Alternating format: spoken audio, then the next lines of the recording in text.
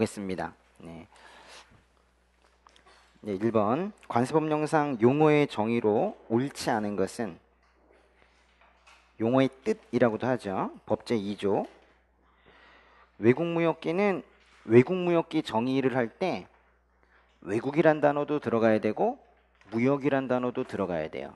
그 옆에 문장에 무역의 동그라미, 외국의 동그라미. 그래서 외국 무역을 정의하려면 무역 외국 이래야 돼요. 보세요. 무역을 위하여 우리나라와 외국 간을 운항하는 항공기를 말한다. 그 순서를 잘 외우시고, 그 다음에 차량용품은 따로 정의가 없어요. 기용품도 마찬가지고 그냥 선용품 따라간다 그래야 되죠. 그래서 선용품에 준하는 물품으로서 해당 차량에서만 사용되는 거. 굳이 중요한 부분을 찾자면 차량에서만, 그 한 글자 있죠. 이게 매우 중요한 거예요. 그 차량의 운행을 위해서 아주 필수적인 요소이다라는 걸 그 한 글자로 차량에서만 이렇게 표현하고 있는 거죠. 3번 환적과 복합환적은 포함관계가 아니라 다른 거예요. 복합환적은 두 개의 세관이 등장을 해야 됩니다. 그래서 여기 나오는 것처럼 동일 세관에서 입국, 입항, 출국, 출항하는 운송수단으로 물품을 옮겨 싣는 것은 그냥 환적이라고 해야 되죠. 그럼 이제 그거의 환적의 정의로는 정확하긴 한 겁니까? 환적의 정의로는 맞아요. 그걸 어떻게 검증해야 돼요? 일단 순서가 중요하죠. 방향이 있다고 그랬어요. 입국, 입항하는 운송수단에서 출국, 출항하는 운송수단으로 옮겨 실어야죠. 출 옮겨 싣는 것 이래야 되죠. 그러나 동일세관이면은 환적이다. 내항기도 그냥 보시면 되겠고, 선용품은요. 여기서 좀 바뀔 수 있는 게 뭐가 있냐면 거기 그쵸, 저쪽에 예비 부분 여러분 그랑 좀 다르나요? 보시면 음료식품, 연료소모품, 밧줄 수리용 예비 부분품, 거기 예비 동그라미. 그 예비자가 붙은 것은 말 그대로 항해 도중에 망가질 것을 대비해서 예비로 가져다니는 거기 때문에 그렇게 큰 거 아니에요. 이 작은 것들. 그래서 거기 정확하게 한다면 수리용 예비 부분품이라고 해야 된다는 거예요. 그런 거 주의하시면 되겠고, 이번 문제는 납부기한이잖아요. 이 납부기한은 법의 구조인데요.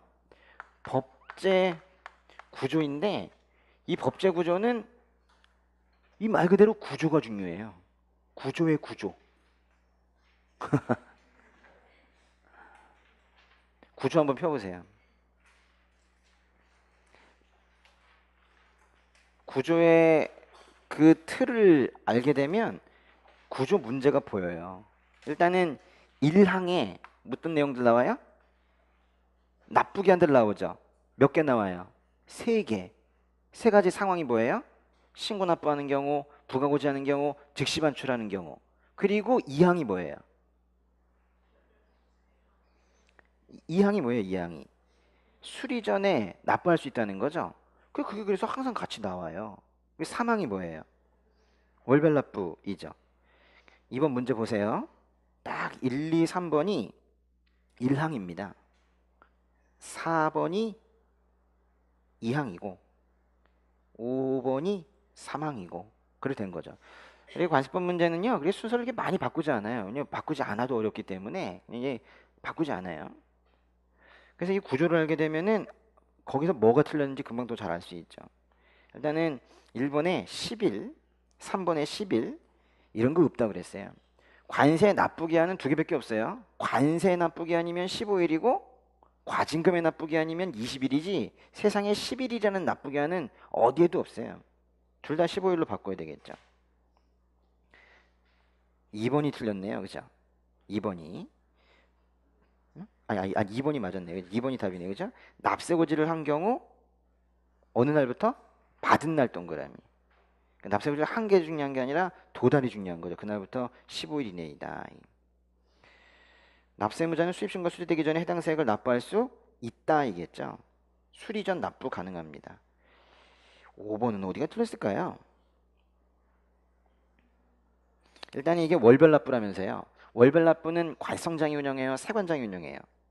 세관장이 운영합니다. 그래서 첫 단어도 틀린 것 같아요. 관성장은 이 아니라 세관장은.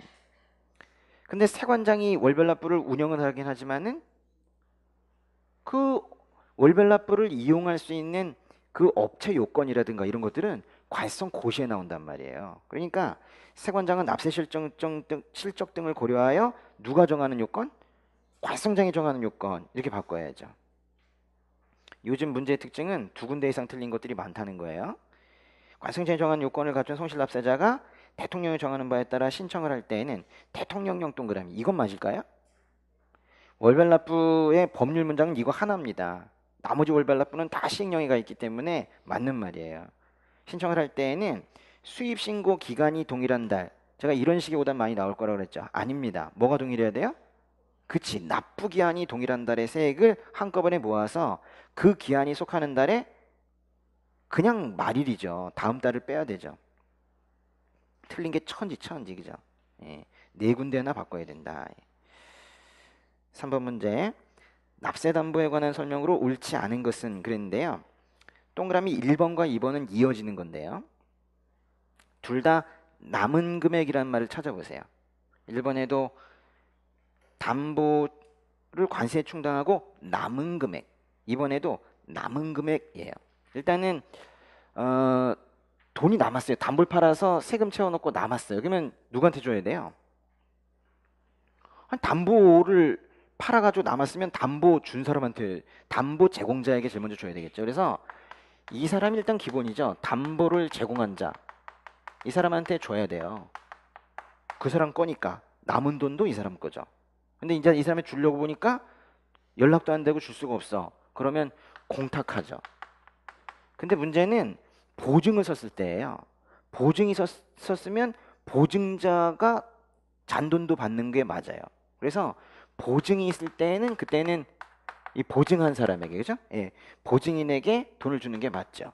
그래서 순서대로 한다면 1번, 2번, 3번 이렇게 되는 거예요.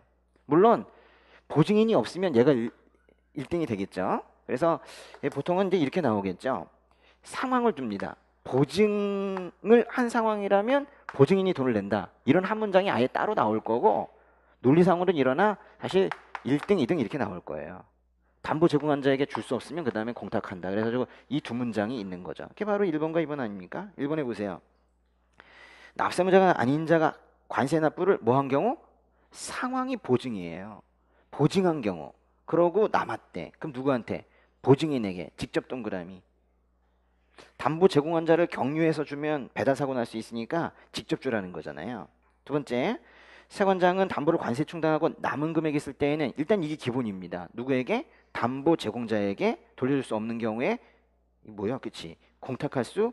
왜 썼냐고 이러면, 그죠? 돌려줄 수 없는 경우에는 그래야 되겠죠. 이를 공탁할 수 있다 그래야 되겠죠. 그래서 이게 두 문장이 따로따로 나온다는 거 알아두시고요.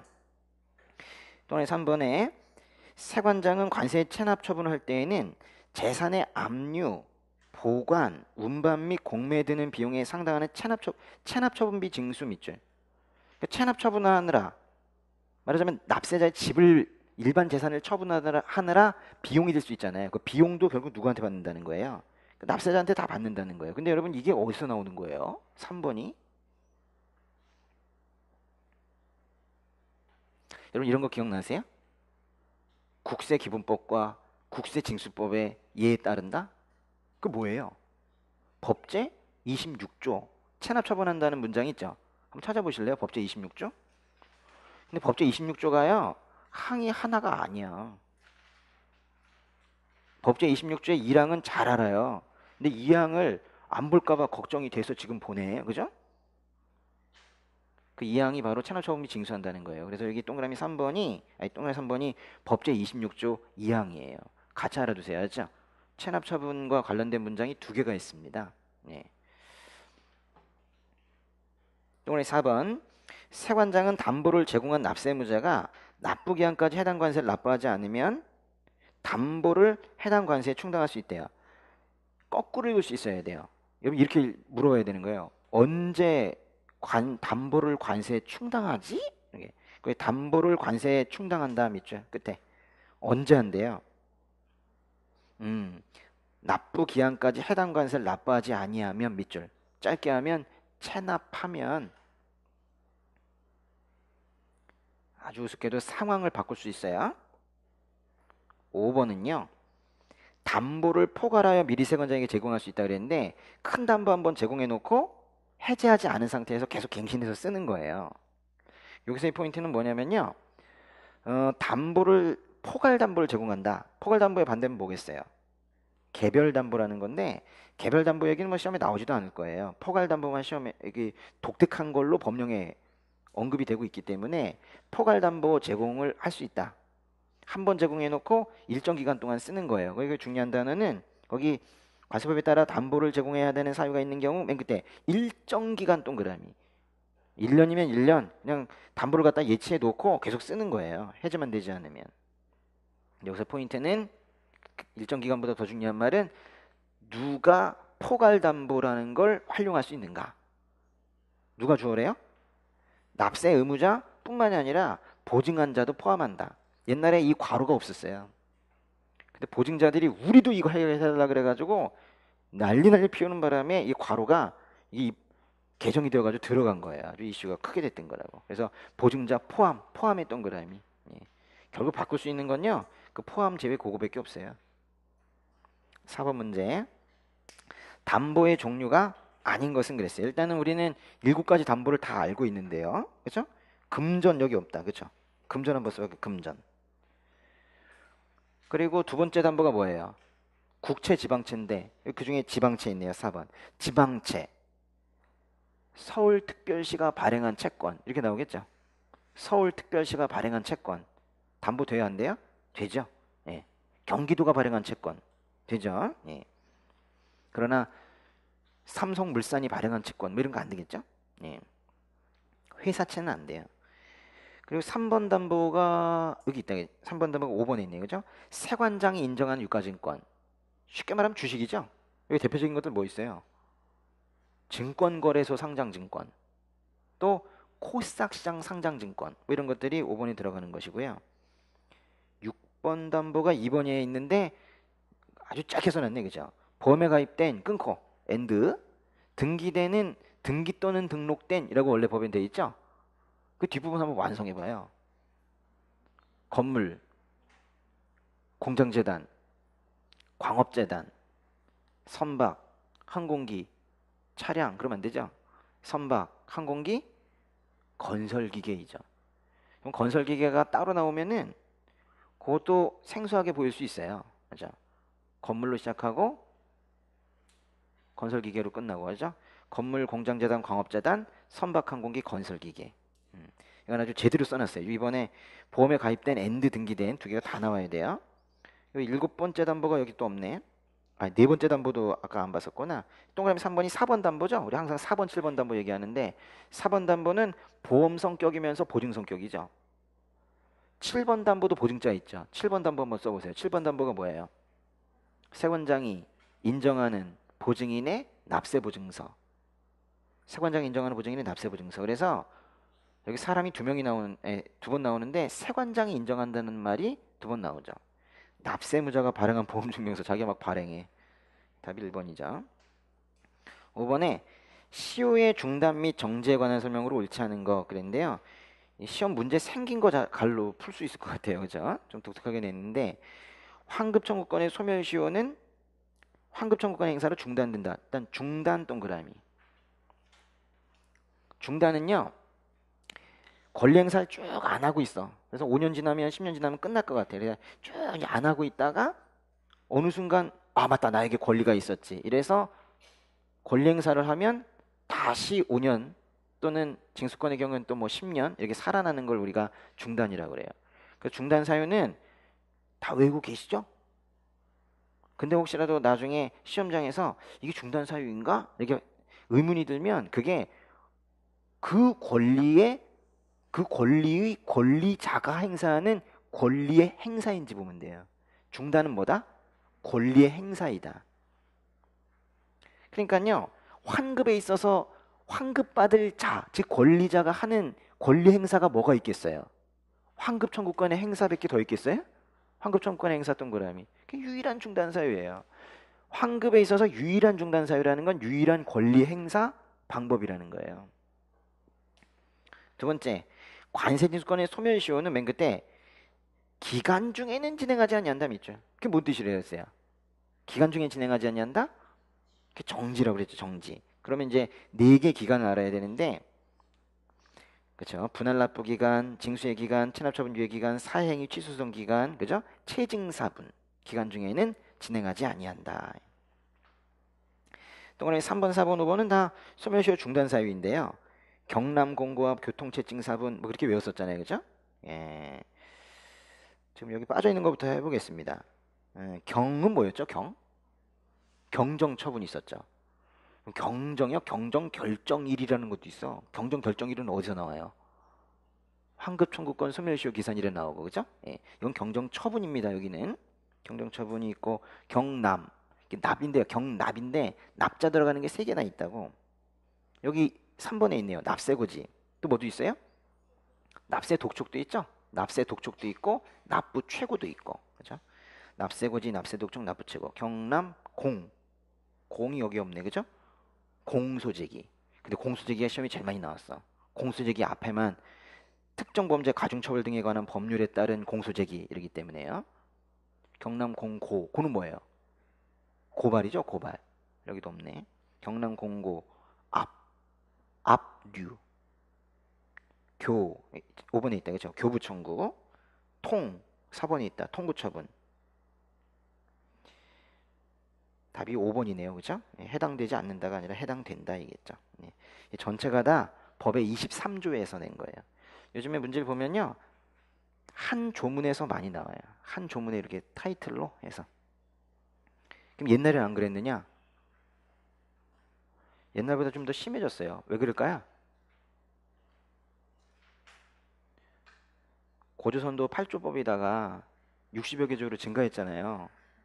관세법도 이렇게 많이 늘어났어요. 그래가지고 예전에는 몇 개를 합쳐야지 한 문제가 되는데 이제 양자차가 많아졌어요. 그래요. 그래서 여러분이 보셔야 될 건 이제 마지막에 쭉 법령집 보시면서 제목들을 조금만 더 눈여겨 보시면서 마지막 정리를 좀 하세요. 6번 과세물건 확정 시기 법제 16조잖아요. 옳지 않은 것은 무엇인가? 1번에 이 웬일이니? 수취신고는 이건 너무 심하다, 그렇죠? 이건 뭐 좀 그러네요. 관세는 수입 신고를 하는 때의 물품에 거의 2개 다 틀렸네, 그죠? 성질과 수량이죠. 따라 부과한다. 이번에 즉시 반출의 경우에는 즉시 반출 신고한 때이고, 도난분실은 도난되거나 분실된 때이고, 우편물은 통관 우체국에 도착한 때이고, 5번에 소비 사용의 경우에는 소비 사용한 때이죠. 여러분 이걸 외우는 게 왜 중요합니까? 이걸 알아야 법령 적용 기준 시점도 알죠. 예를 들면 동그라미 3번 같은 경우에는 법령 적용 기준 시점이 뭐예요? 도난되거나 불신된 날에 시행되는 법령이죠. 또 이걸 알아야 뭘 할 수 있어요? 관세부가 제척기간의 기산일도 알 수 있죠. 그죠? 관세부가 제척기간의 기산일은 어떻게 돼요? 여기다가 때를 날로 바꾸고 다음 날 붙이면 되죠. 그렇죠? 예를 들면 4번 같은 경우 통관우체국에 도착한 날의 다음 날이 되는 거죠. 물론 과세환율 할 때도 이걸 써먹고, 그러니까 이건 기본으로 외워야 다른 것들도 할 수가 있어요.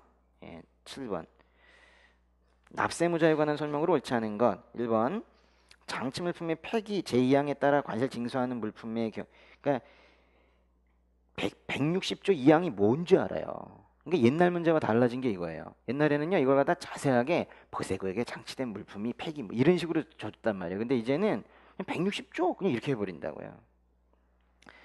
법 모양을 그대로 내는 그런 스타일로 요새 많이 나옵니다. 그래서 법령집을 보는 게 그래서 좋아요. 관세 징수하는 물품의 경우에는 누가 돈 낸대요? 운영인 또는 보관인. 운영인 또는 보관인이 돈 내는 경우가 있고, 운영인 또는 화물관리인이 돈 내는 경우 있죠.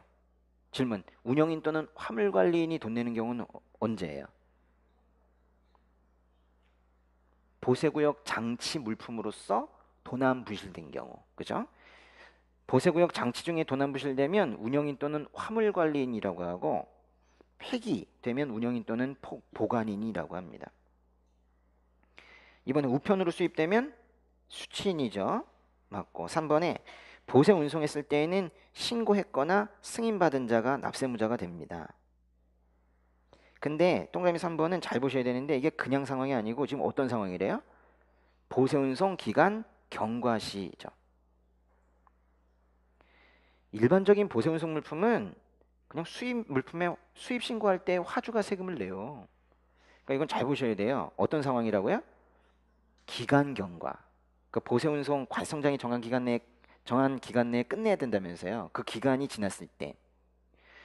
또 어떤 상황에서 신고했거나 승인받은 자가 세금을 내든가요?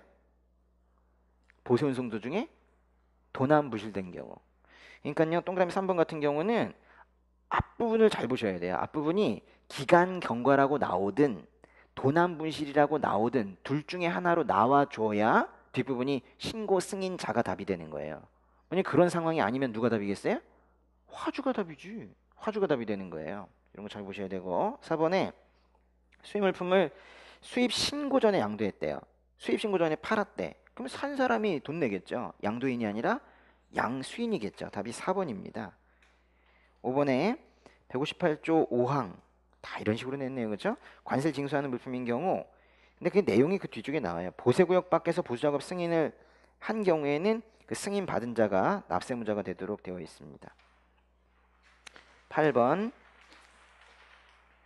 관세법령상 신고납부 동그라미 신고납부는 38조이거든요.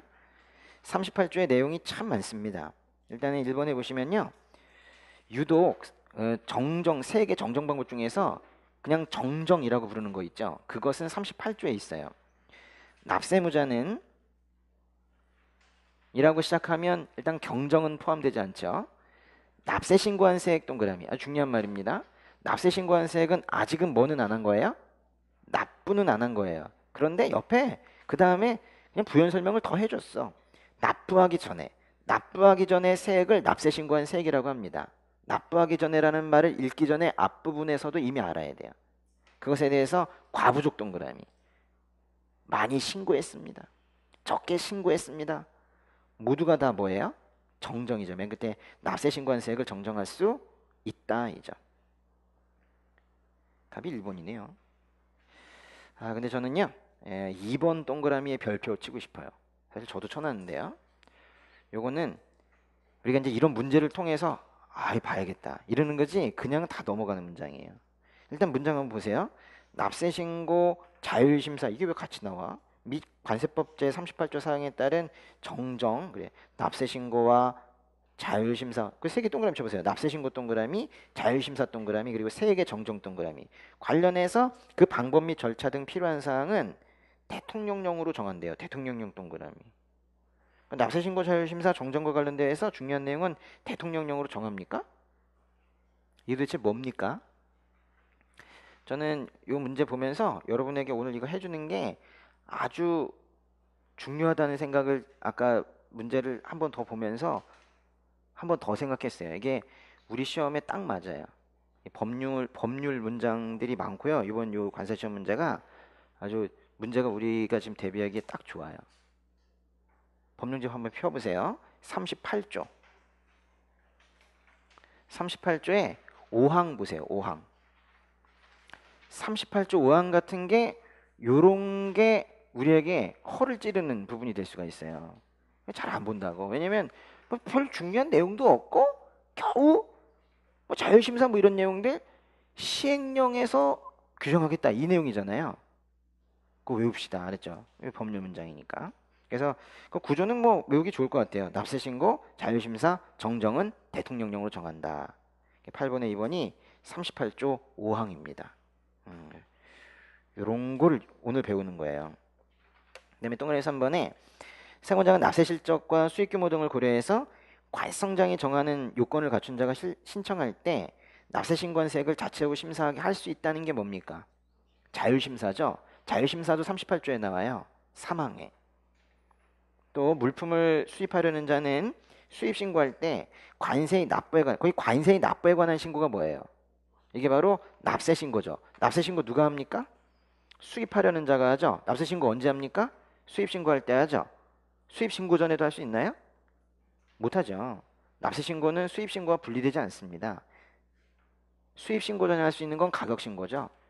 수입 신고와 납세 신고는 시기가 완전 일치하죠. 그래서 수입 신고할 때에만 납세 신고할 수 있죠. 관세 납부에 관해서는 납부 동그라미 아직 불미스러운 일이 생기지 않은 거죠. 그렇죠? 납부에 관해서는 뭘로 낼 수 있대요? 신용카드 등으로 낸다는 걸 뭐라고 표현한다? 국세기본법 46조의 2를 준용한다라고 표현하는 게 또 38조의 6항이에요. 38조는 참 여러 가지 주제로 되어 있는 조문이어서 내기가 참 좋아요. 9번 세액의 수정 및 경정, 이건 38조의 3입니다.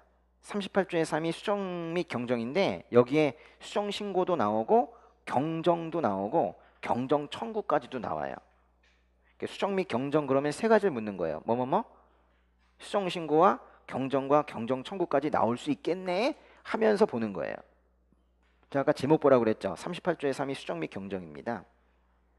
1번에 납세무자는 그럼 일단 경정은 아니겠어요? 신고 납부한 세액이 부족한 경우 그러면 경정 청구는 아니겠어요? 그렇죠? 대통령이 정하는 바에 따라 수정 신고 할 수 있다. 수정 신고 동그라미. 수정 신고는 언제부터 언제까지 한다는 거예요?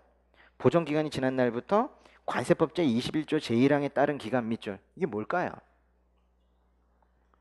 법령집으로 공부하는 게 도움이 되겠다. 그렇죠? 이게 뭐예요?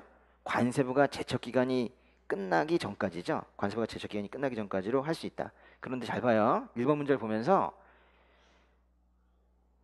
수정 및 경정 안에는 경정도 나올 수 있고 경정 청구도 나올 수 있고 수정 신고도 나올 수 있다. 그 세 개 카테고리를 생각을 하면서 1번을 보는 거랑 그냥 1번으로 들어가는 건 다르단 말이에요. 2번에 세관장은 관세법 제38조의 3 제2항 또는 3항에 따른 경정의 청구를 받은 날부터 3개월 이내 경정하거나 경정할 이유가 없다는 뜻이에요. 경정은 언제까지예요? 2개월이죠? 2개월. 답이 2번이네요. 잘 하고 계시죠? 그 다음에 3번에 납세무자는 신고 납부한 세액이 과다. 납세무자 동그라미, 신고 납부한 세액 동그라미, 과다 동그라미. 그럼 하나밖에 없어요. 납세무자가 이미 돈 낸 게 많대. 경정 청구이겠죠. 경정 청구 언제까지 합니까? 거의 5년도 중요하지만 앞부분이 매우 중요하다 그랬죠. 기산일은 최초로 납세 신고를 한 날부터 5년입니다. 4번 그러니까 경정 청구도 나왔고 이제 뭐 경정도 나오고 하겠네요. 근데 4번의 별표. 4번이 가장 최근에 들어간 규정인데 그래서 이제 앞으로 많이 나올 거예요. 예, 이번 시험에도 나올 가능성이 높습니다. 4번. 예. 제가 여러분이 이걸 조금 더 자세히 외우게 하려고 마음을 막 이렇게 지금 뜨겁게 하려고 이번에 나올 겁니다. 이렇게 얘기하는 걸까요? 나온다니까 이건 진짜로 나와서 하는 얘기예요. 응? 꼭 외우셔야 돼. 어렵습니다. 보세요. 관세법 제38조의 3 제2항 또는 3항에 따라 경정을 청구한 자가 지금 상황을 잡으세요. 우리는 항상 경우라는 말에서 끊을 수 있어야 되는데 경정을 청구한 자가 2개월 내 통지를 받지 못한 경우에는 끊어요. 지금 누가 잘못한 겁니까? 세관장이 잘못했죠. 경정 청구를 했는데 지금 2개월 내 통지를 받지 못했다는 것은 경정 통지를 받지 못했다는 거예요. 경정이 왜 이렇게 안 되냐 이거예요. 거기 2개월 동그라미. 4번이 맞다고 하면서 동그라미 2번을 못 풀면 진짜 웃긴 거죠. 그렇죠? 그 2개월이 그 2개월이에요. 네. 이때 어떤 조치를 할 수 있다는 거예요? 세관장이 늘정거리면 이제는 불복 청구로 간다. 큰 흐름을 아셔야 돼요. 경정 청구를 했는데 경정 통지가 늦어지면 불복 청구로 간다. 세 단어를 이어서 보세요. 경정 청구를 했는데 경정 통지가 늦어지면 불복 청구로 간다. 해보세요. 경정 청구를 했는데 경정 통지가 늦어지면 불복 청구로 간다. 그게 바로 이의신청 심사청구, 심판청구, 감사원 심사청구라는 거예요. 근데 언제부터 간대요? 다음날 동그라미. 또 유치하게 또 그런 것들 낼 수 있어요. 2개월이 되는 날에 다음 날부터 늦었네? 그 다음 날부터 불복 청구 갈 수 있다는 거예요. 이거 나올 겁니다. 5항. 그 다음에 이제 5번에 세관장은 납세무자가 세관장 그랬으니까 뭐 경정밖에 없겠죠. 근데 세관장이 하는 거는요. 정정의 대상이 경정의 대상이 3개예요. 세액 3개 있는데 뭔지 체크해 보세요.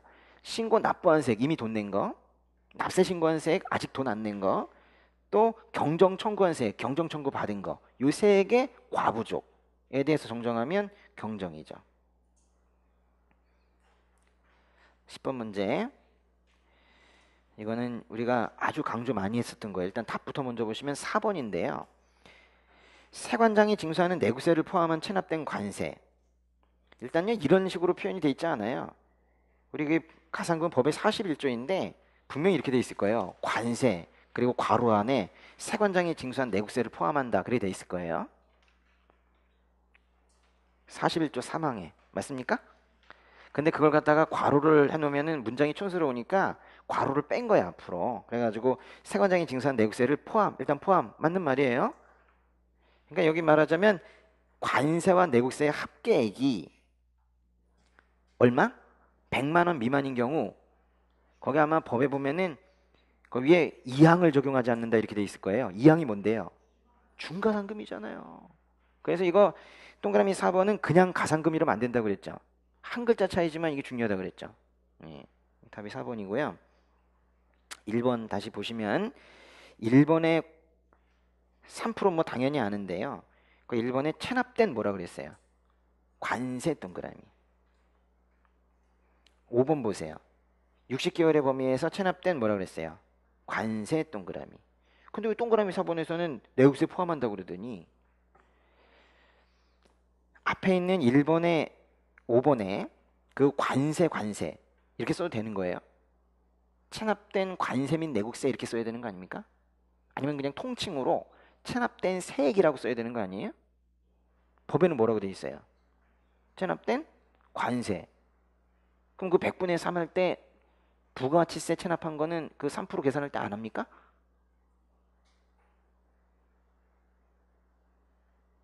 다음 주 시험인데요. 얘기해 보세요. 다 하죠. 근데 왜 관세라고 써놨냐고. 거기 동그라미 4번에만 내구세 포함한다고 해놓고 왜 1번과 5번에선 체납된 관세 이랬냐고. 그러나 법제 4조에 가면 관세의 가산금, 가산세, 체납처분비에 부가징수환급도 관세 따라간다 그랬잖아요. 그러니까 이 관세라고 되어 있지만 이 관세를 관세 및 내국세로 읽을 수 있어야 되는 거예요. 그래서 시험 문제에서 혹시라도 금액을 주는데 관세도 주고 부가세도 주고 그러면 그거 다 합친 거를 체납액으로 봐야 된다는 거예요. 사실 여기 있는 건요 말만 이렇게 써놨지 다 포함된 금액들이에요. 그렇죠? 그 다음에 2번과 3번 보시면 동그라미 2번 3번 국가에 기증되는 거 기증 동그라미. 우린 국가 말고도 더 알아요. 꾸꾸우 뭐예요? 국가의 지방자치단체 조합에 기증되는 거. 또 3번에 직접 수입 동그라미. 어디가 수입해요?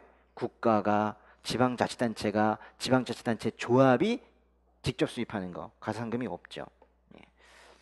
11번 관세법령상 덤핑 및 실질적 피해 등의 조사에 관한 설명이다. 들어갈 내용을 순서대로 바르게 나열한 것은 그랬어요. 일단 여기서 예비조사와 본조사의 어떤 그 절차적인 부분을 좀 얘기하고 있는데요. 무역위원회는 덤핑 사실 및 그로 인한 실질적 피해 등의 사실이 있다고 추정되는 충분한 증거가 있는지에 관한 예비조사를 해서 그 결과를 기획정부 장관에 제출해야 된대요. 일단 끊고 예비조사를 해서 장관에게 제출한대요. 무역위원회는 기획재무령이 정하는 특별한 사유가 없는 한 예비조사 결과를 뭐뭐부터 본조사를 개시해야 되며 본조사 개시일부터 몇 개월 이내에 결과를 제출해야 된대요. 일단 몇 개월이에요? 예비조사도 3개월, 본조사도 3개월, 두 개 다 2개월씩 연장이 가능합니다.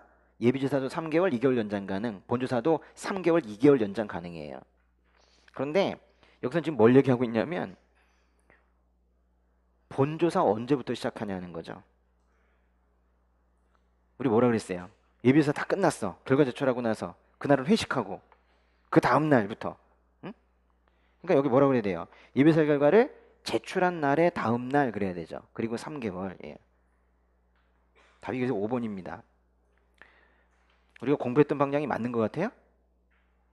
맞지 뭘 안 맞아. 다 문제를 다 예상하고 하는데. 거기 지금 문제는 안 나왔지만은 예비조사는 언제부터 하는지 써보세요. 예비조사는 언제부터 할까요? 예비조사는요 딱 언제부터 한다고는 하진 않았지만 언제부터 언제까지 뭐 마무리해야 된다 이런 식으로 돼 있어요. 관보 게재일부터 3개월 이내죠. 관보 게재된 날부터 3개월 이내 결과 제출하도록 되어 있습니다. 11번은요. 이 전체가 다 시행령 61조예요. 시행령 61조 제목 한번 읽어보세요. 덤핑 및 실질적 피해 등의 조사. 그게 문제 자체 11번이잖아요. 그렇죠? 12번. 관세 법령상 관계부처의 장이 조정관세 부과를 요청하려는 경우 기획정부 장관에게 제출해야 할 해당 물품에 관련된 사항에 관한 자료로 명시된 것만을 모두 골라라 그랬는데요. 조정관세가 69조인데요. 69조 옆에 시행령 91조 펴보세요. 조정관세 69조 옆에 시행령 91조. 보시면 조정관세 부과 요청은 누가 해요? 여기 12번 문제는요. 지금 그 두 사람 중에 하나만 지금 써놓고 있는 거예요. 관세법령상 관계부처회장이 조정관세 부과 요청한다 그랬는데 한 사람 더 나오죠. 그렇죠. 관계부처회장 또는 이해관계인이 누구에게? 기획정부 장관에게 요청할 때 조정관세 부과해 주세요 라고 얘기할 때 자료를 내놔야 된다는 거예요. 그러면서 거기 시행령 91조에 처음 나온 문제인데 이거 쭉 보세요. 그럼 거기 쭉 몇 개 나왔어요? 5개인데 이거 오답으로 내기 쉽지가 않아요. 1, 2, 3, 4, 5 여기다가 이상한 거 집어넣기 어렵습니다. 그래서 여기 3, 4, 5에 다 몇 년이에요? 1년, 1년, 1년이에요. 그래서 숫자 바뀐 거 나올 텐데 딱 이 문제도 그 정도 수준인 거죠. 그래서 여기 기억에 1년은 맞는데 니은 1년이고 니은과 디귿은 이건 이제 1년도 틀렸는데요. 보면은 1년간에 니은에 최근 1년간에 월별이에요. 또 월별. 디귿도 1년간의 월별이고 답이 그래서 2번입니다. 2번. 예, 이런 문제도 나올 수가 있구나. 그래서 바로 직전의 문제를 보는 게 의미가 있는 거예요. 여태까지 시험들이 어땠었냐면요. 심지어는 똑같은 문제가 우리 관세직 문제가 똑같은 문제가 나온 적도 있고 그랬었어요. 어떻게 그런 일이 생길 수 있을까요?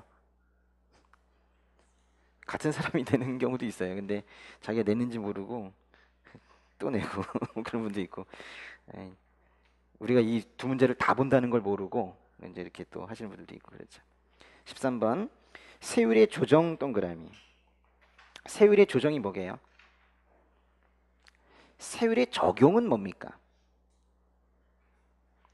그 두 개 말을 알아야 되는데 세율의 적용은 아마도 그 81조 앞에 세율의 적용이라고 돼 있을 거예요. 세율의 적용은 세율의 아주 특수한 적용을 말하는 거예요. 세율의 특수한 적용 방식들, 세율의 적용 뭐뭐 있을까요? 간이세율, 합의에 의한 세율, 용도세율이겠죠. 그러면 세율의 조정은 뭘까요? 아마도 51조부터 있을 건데요. 세율의 조정 별표. 물론 밑에 내용 보면 다 알아요. 문제 풀다가 안다고. 근데 세율의 조정 이렇게 나오면 탄력관세 문제 나오겠다. 그러네. 탄력관세 문제겠다.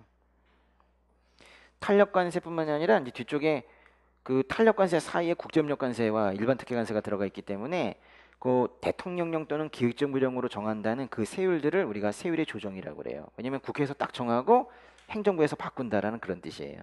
13번에 1번 보시면 계절에 따라 가격의 차이가 심한 물품 밑줄에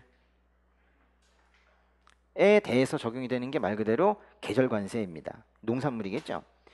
근데 이것이 동종물품이나 유사물품, 대체물품의 수입으로 인해서 힘들어질까봐 인상 또는 인하를 합니다. 계절관세는 인상을 얼만큼 해요?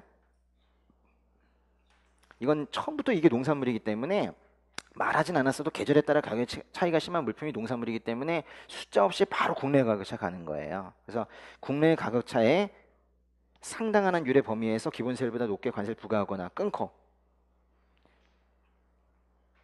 인하할 때는 할당 관세와 똑같이 인하하죠? 잘 보세요. 뭐에서 뭘 빼요? 뭐에서 뭘 빼요? 100분의 40에서 기본세율을 빼요? 기본세율에서 100분의 40을 빼요? 이 사실 이게 문장 순서 거꾸로 해놨죠? 그런데 잘 보셔야 돼요. 기본세율에서 100분의 40을 빼는 거죠. 그러니까 만약 기본세율이 8%면 마이너스 세율이 나온다고. 근데 마이너스 세율은 없기 때문에 0%로 본다 그랬어요. 2번 기획정부 장관은 필요하다고 인정되는 때에는 긴급관세 재심사 동그라미. 근데 재심사의 특징, 긴급관세 재심사의 특징은 더 올리지는 못해요. 그걸 뭐라고 표현해요? 최초의 내용보다 강화돼서는 안 된다 그러죠. 이것도 맞는 얘기고요.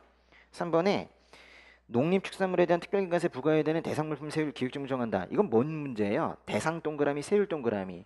보조할 편, 대통령을 보조할 편. 보조할 편 아니니까 기획적 무령 맞죠.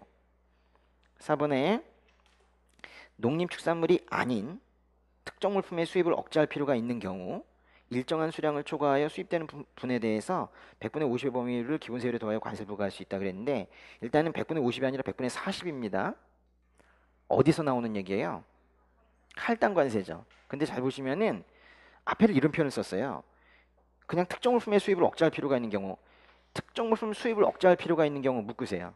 이것이 인상사유 유일한 거죠. 할당관세의 인상사유의 유일한 게 바로 수입 억제할 필요가 있는 경우에. 근데 앞에 왜 농림축산물이 아니라는 걸 붙였어요? 그쵸. 이게 또 오류 없이 내려고 하니까 100분의 40이 맞지만은 농림축산물은 국내 가격차로 가니까 다르다 이거예요. 답이 4번이고 5번도 잘 보세요. 누구랑 협상을 해요? 협상 동그라미. 협상은 두 군데랑 할 수 있다고 그랬죠. 특정 국가와 협상할 수 있고 국제기구와 협상할 수 있는데 특정 국가와 협상할 때만 이 문장이 성립이 돼요. 기본관세율의 50% 초과하여 양할 수 없다. 없다 동그라미. 너무 유치하게 이게 있다로 그렇게 많이 나왔다고. 급하게 보면 안 보여요. 예. 됐고요. 그 다음에 14번 관세법령상 간이세율을 적용할 수 있는 물품에 해당하는 것은 그랬는데요. 간이세율을 적용할 수 있는 것과 없는 것을 이제 구분을 해야 되겠죠. 법률과 시행령을 구분해야 되는데 수출용 원재료 이거 간이세율 적용하게 되면 환급 제대로 못 받습니다. 종량세 적용되는 물품 어쨌거나 간이세율도 가격에다 세율을 곱하는 거기 때문에 종가세 기반 제도예요. 이번도 안 됩니다. 무세 세율이 0%라는 것이고 관세가 감면인데 관세율이 0%이거나 관세가 감면된다고 부가세 등 내구세까지 무세되거나 감면되는 건 아니기 때문에 통합세율의 성격이 있는 간이세율을 적용할 수는 없어요. 간이세율은 오차가 인정이 되는 제도이기 때문에 상업용으로 인정되는 수량의 물품 이것도 할 수 없어요. 아 근데 이거 한번 찾아보고 싶으네. 81조 한번 찾아보세요. 81조.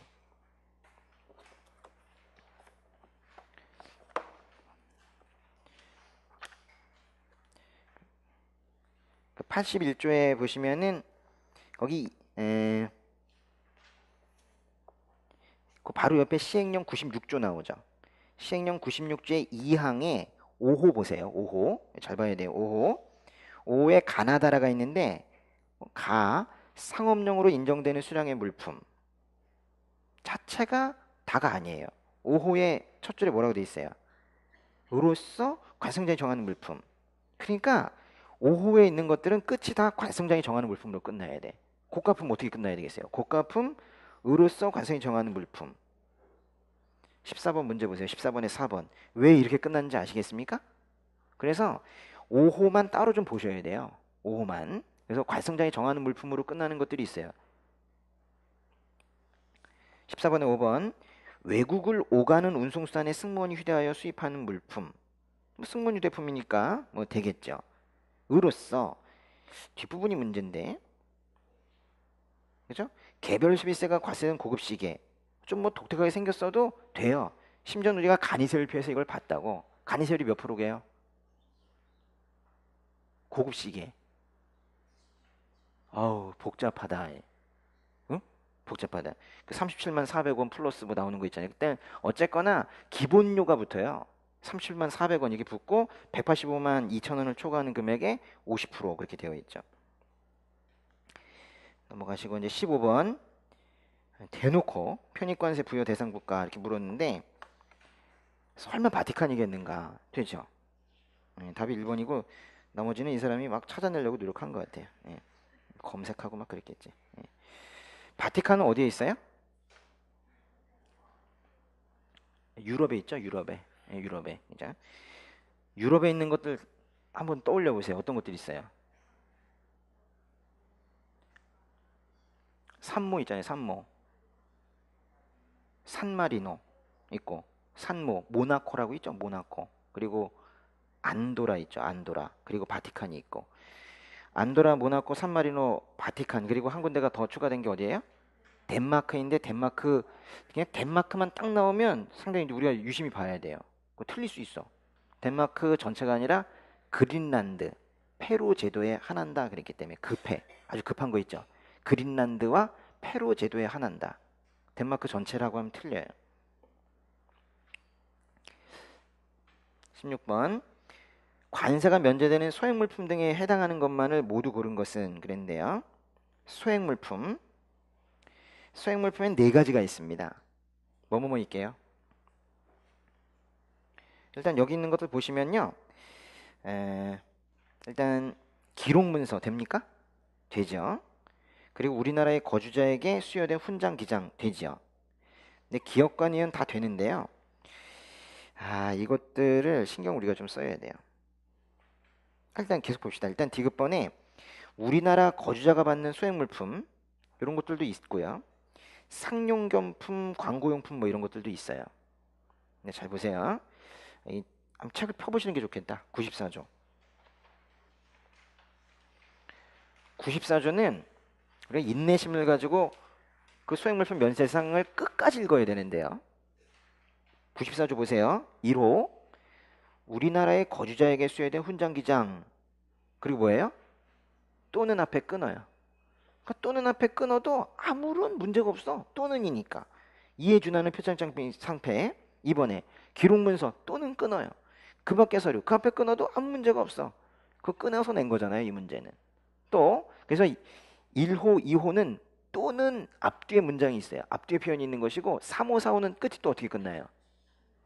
기획적 무령으로. 기획적 무령. 그러니까 여기 나오는 이 두 개가 문제예요. 상용경품, 광고용품과 소액물품의 경우에는 기획지정 무령을 뒤에다가 굳이 찾아갔다가 넣는단 말이에요. 그게 이 문제인 거예요.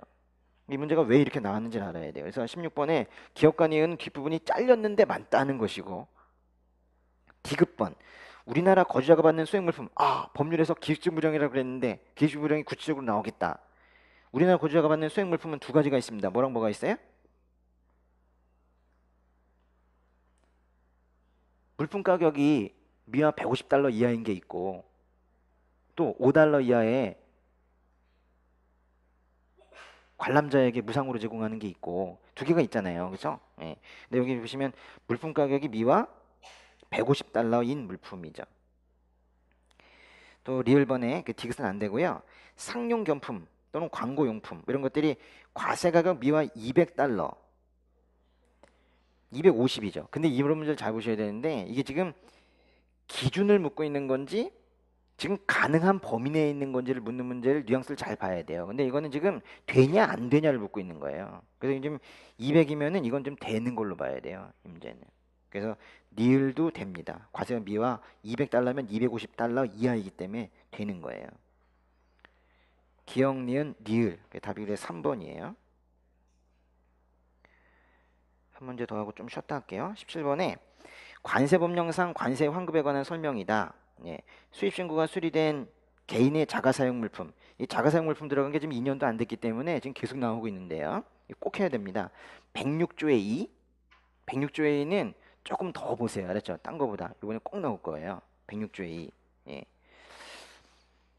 수입신고가 수리된 개인의 자가사용물품이 수입한 상태 그대로 수출되는 경우에 환급이 될 수가 있는데요. 몇 개월 내에 나가야 돼요? 6개월 내에 나가야 되죠.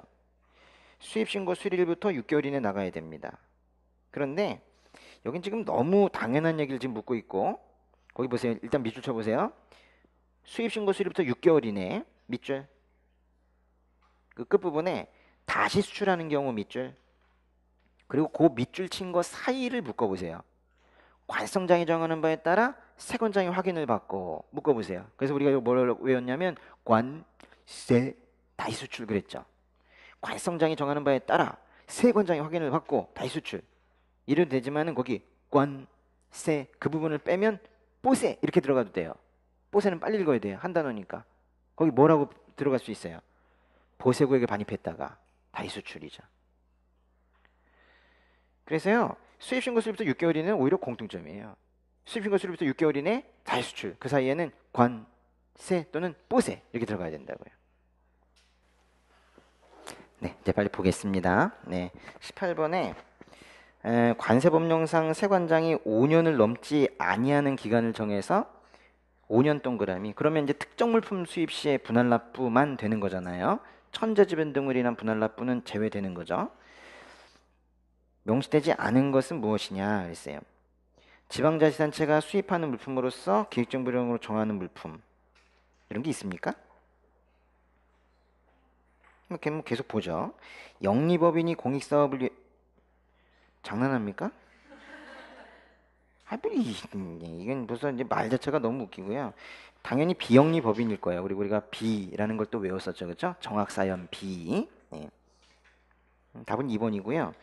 3번에 직업훈련원, 4번에 중소제조업체, 5번에 의료기관을 대표로 하는 사회복지기관 사회복지시설. 근데요, 잘 보세요. 1번부터 2번을 일단 비영리 법인으로 바꿔야 되는데 1, 2, 3, 4, 5에 똑같이 들어가는 표현이 뭐냐면 그것도 있는데요. 기획정부령으로 정하는 물품이란 말도 기획정부령으로 정한다, 또 기획정부 장관이 고시한다 뭐 이런 말도 있는데 수입한다는 말이 다 있죠. 수입. 그러니까 중요한 건 분할납부는 누가 수입하느냐가 중요하다는 거예요. 법의 107조 한번 볼래요? 그런데 충격적이게도 법의 107조에 2항에 보시면은 거기에 특정 물품 수입 시의 분할납부 대상들이 총 7개가 나오는데 하나는 그 중에 하나는 수입 주체가 언급되고 있지 않아요. 2항에 1호 있죠. 1호. 1호 잘 보세요. 시설기계로 기초설비품 건설용재료 및 그 구조물과 공사용 장비로서 기획정부 장관이 고시한 물품. 분명히 뭐 대기업 중심으로 들어온다고는 얘기는 했지만은 사실 수입한다는 말이 없죠. 근데 그거는 없어요. 그리고 나머지는 다 뭐가 있어요? 2, 3, 4, 5, 6, 7호는 다 수입이 있어요. 그러니까 중요한 건 뭐냐면 누가 가져왔느냐를 이 마지막 복습할 때 더 봐야 된다는 거예요. 누가 가져왔는가. 그래서 이제 다시 한번 보세요. 그래서 2번에 누가 가져왔어요? 정부 동그라미, 또 지자체 동그라미. 그러니까 또 여기서 정부나 지자체니까 앞에 정부를 싹 지워버리게 되면 지자체부터 내면 좀 더 수준이 높아지잖아. 어려워지고. 이 문제도 그렇게 낸 거 아닙니까? 그렇죠? 세 번째, 학교 직업훈련은 또 이것도 구분해 내겠죠. 또 그 바로 옆에 보시면 비영리 법인이 공익사업을 위하여 수입하는 물품. 그러니까 3호에는 내용이 2개예요. 그렇죠? 그 수입이 2번이나 했잖아요. 비영리 법인이 공익사업을 위하여. 그러니까 지금 이 사람은 이 문제를 낼 때 지금 어딜 낸 거예요? 자꾸 뒤쪽을 내는 거죠. 실은 뭐 이 사람뿐만이 아니라 요즘 시험의 트렌드입니다. 맨 앞 글자 따서 공부하는 게 너무 많으니까 그렇게 공부하면 틀려라 이러면서 성격이 별로예요. 근데 다 요즘에 그렇게 낸단 말이에요. 그러니까 자꾸 이제 이 또는 뒤쪽을 더 보시라고. 그래서 다시 한번 체크해요. 2호에는 누구누구? 정부 지자체, 3호에는 학교 직업훈련원, 또 비영리 법인, 4호에는 이런 거 잡아야 돼요. 의료기관은 예시인 것이고 의료기관도 기획정부 정하는 사회복지기관도 되고 사회복지시설도 되는 거예요. 또 5호는 기업부설연구소 등이고, 또 6호는 중소제조업체고, 7호는 기업부설 직업훈련원이고. 그런데 4, 5, 6, 7 다 앞에는 뭐가 붙어 있어요? 그들이 다 기획정부령으로 정하는 누군가여야 되는 거예요. 그렇죠? 다시 정부 지자체나 학교 직업훈련원이나 비영리 법인은 기획정부령으로 정하는 정부일 필요 없다고 말이에요. 사실 정부를 기획정부령으로 정한다는 것도 웃긴 말이잖아요. 그런데 4, 5, 6, 7에는 다 뭐가 붙어 있다? 기획정부령으로 정한다는 말이 붙어 있다고요. 그렇게 생각을 하고 다시 18번 문제를 보니까 좀 더 보여. 그죠? 18번에 1번에 지자체, 정부 이런 거에는 앞부분에 뭐가 안 붙는다고요. 이번에 나오는 비영리법인도 학교 직업훈련에 같이 있었던 거니까 그 앞에다 뭐가 안 붙고. 그런데 3번, 4번, 5번 보세요.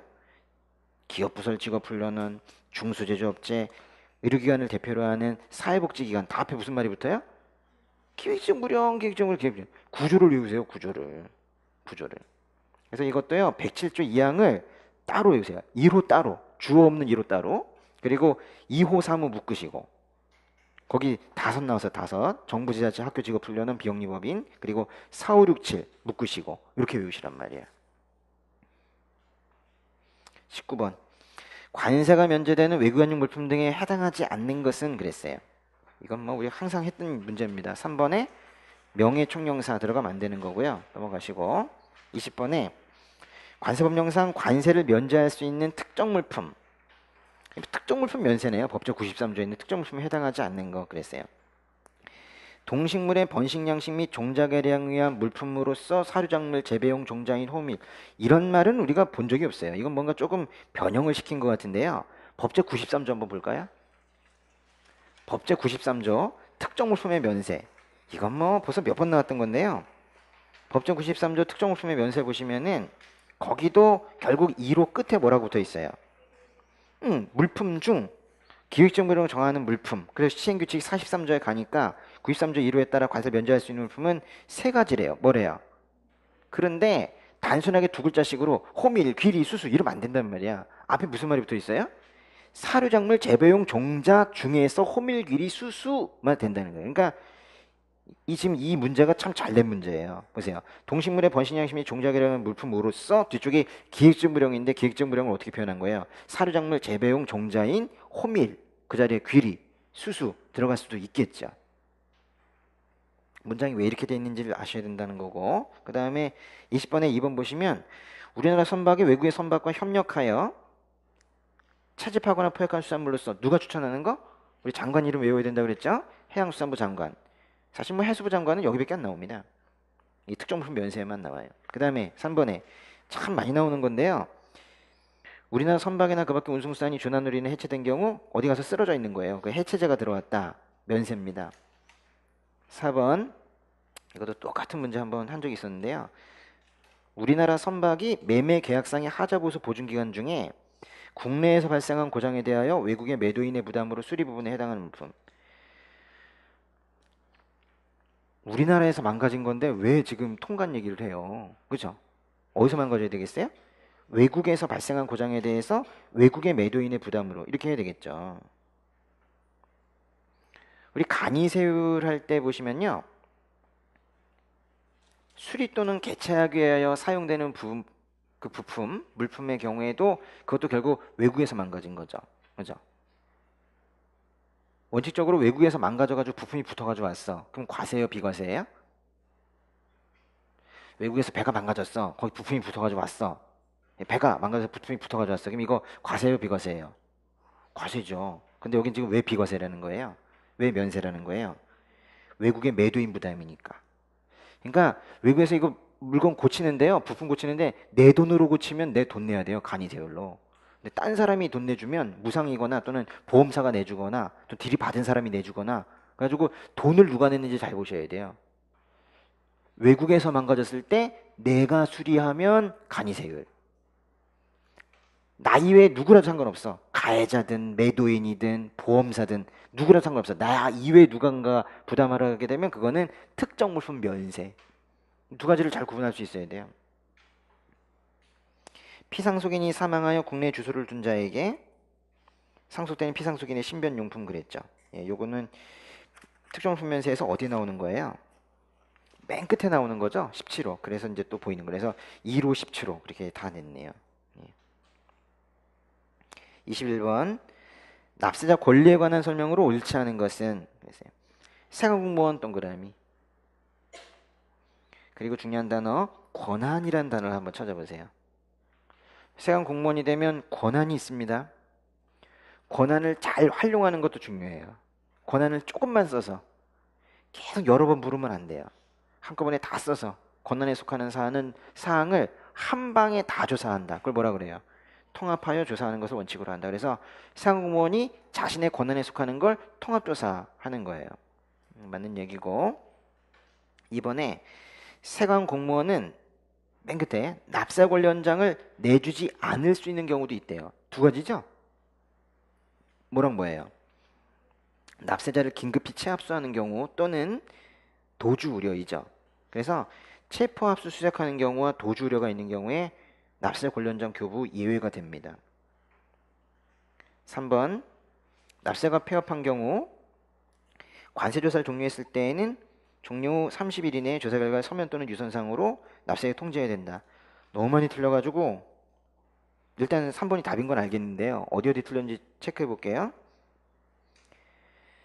일단은 납세자에게 폐업한 경우 끊고 납세자가 폐업한 경우에 조사 종료 후 납세자에게 통지, 즉 조사 종료 후 통지한다는 게 뭐겠어요? 결과 통지죠. 결과 통지 합니까? 통범 폐주 기억나세요? 통범 폐주? 통범 폐주가 바로 통범 폐주 그죠? 그게 결과 통지 생략이잖아요. 결과 통지하는 게 아니고 생략 사유죠. 그러니까 폐업한 경우는 결과 통지를 안 하는 경우이기 때문에 이 뒷문장이 어떻게 되더라도 통지한다고 하면 일단 틀리는 거예요. 결과 통지 생략 대상 통범 폐주 뭐뭐예요? 통고 처분을 하는 경우죠. 범은 범칙 사건을 고발이에요, 조사예요. 결과니까 끝 느낌이니까 범칙 사건을 고발하는 경우이고 통범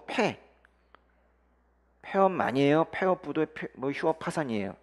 그냥 폐업만이죠. 예, 그리고 통범 주소 거소가 분명하지 아니한 경우죠. 어쨌거나 그런 4개 중에 하나가 들어가게 되면 그거는 납세 관련장을 주지 않는 경우라고요. 아니 결과 통지를 하지 않는 경우라고요. 그러니까 3번은 앞부분부터 틀렸는데 만약에 이제 그걸 뺀다 하더라도 빼면 관세조사 종료했을 때 종료 후 며칠이에요? 20일입니다. 이것도 최근에 개정된 규정이에요. 옛날엔 이런 게 없었어요. 20일입니다. 20일 이내에 조사를 뭐로?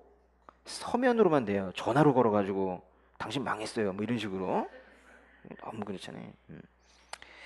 또 4번에 세관공무원은 적정하고 공평한 과세를 실현하고 통관의 적법성을 보장하기 위해서 필요한 최소한의 범위에서 관세조사해야 된대요. 관세조사권 남용 금지이죠.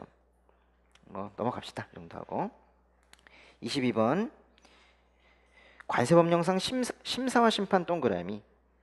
이 관세법 제5장 제2절의 제목 아닙니까? 심사와 심판이 나오면 심사 청구 등 불복 청구 문제입니다. 1번에 심사 청구는 대통령이 정하는 바에 따라 불복하는 사유를 심사 청구서에 적어 해당 처분을 하였거나 하였어야 하는 세관장을 거쳐 관청장에게 하여야 한다.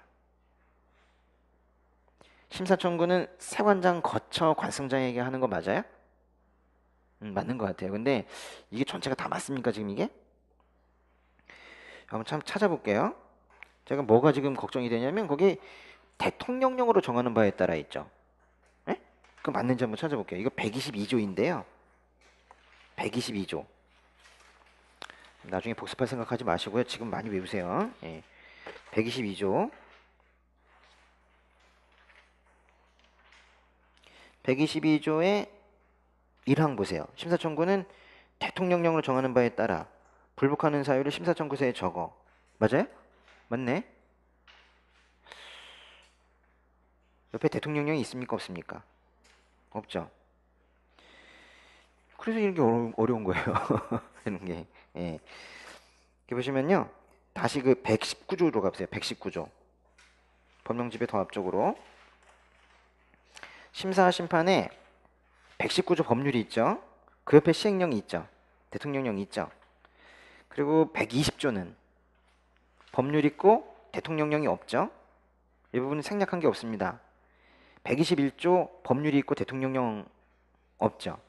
122조도 123조도 마찬가지고 124조는 그 위원회에서 대통령령이 있네요.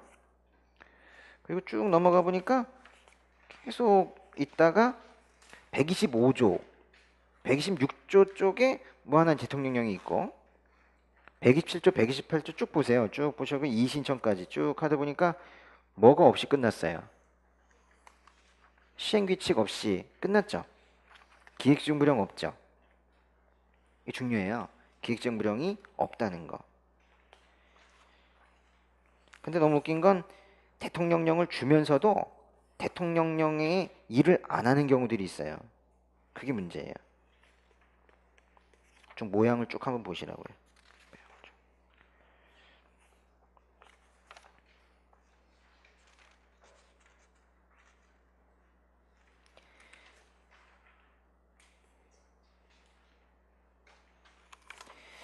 제가 지금 뭐 하나 찾아드리고 싶은데 잘 안 보이네.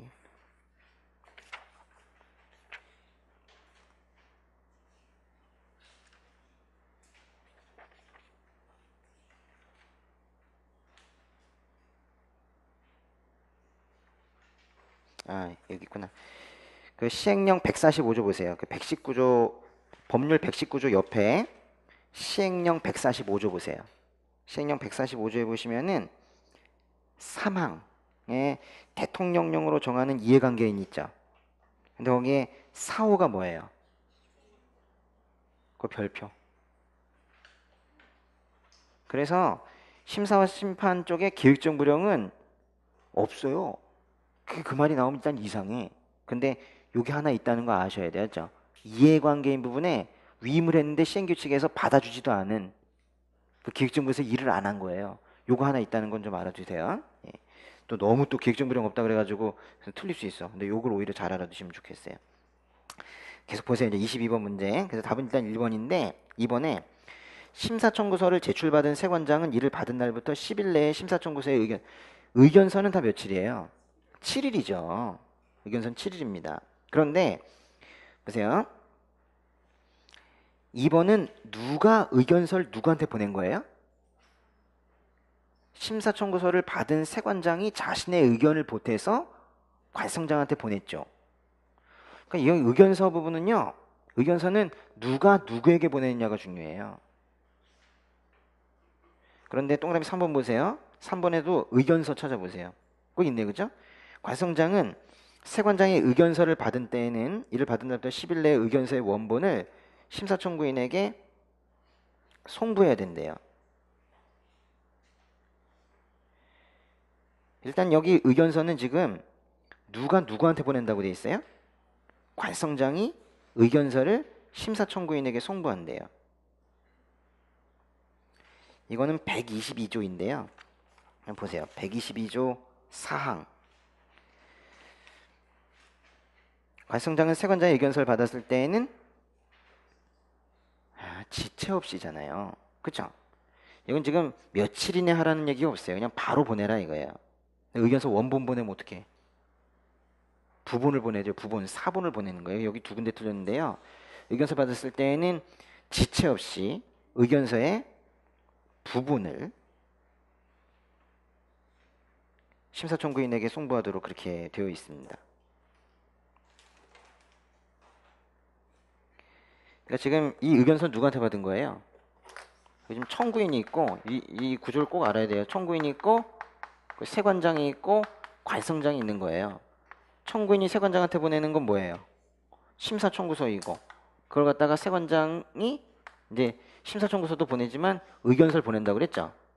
지금 요게 뭐예요? 요게 거기 동그라미 이제 2번 얘기죠. 그쵸? 2번 7일 이내에 한다는 거 이거고. 그런데 이제 관성장이 그걸 갖다가 이거 카피를 떠가지고 부분을 청구인에게도 이렇게 보내준다는 거예요. 세관장의 의견이 이런 게 왔다. 이게 바로 3번 얘기 아닙니까? 그렇죠? 예. 근데 이거는 언제까지 보낸다고요? 지체 없이 보낸다고. 여기는 7일이 있지만 이거 보내는 건 받자마자 바로 보내라 이거예요. 그렇죠? 받자마자 바로 보내라 이거예요.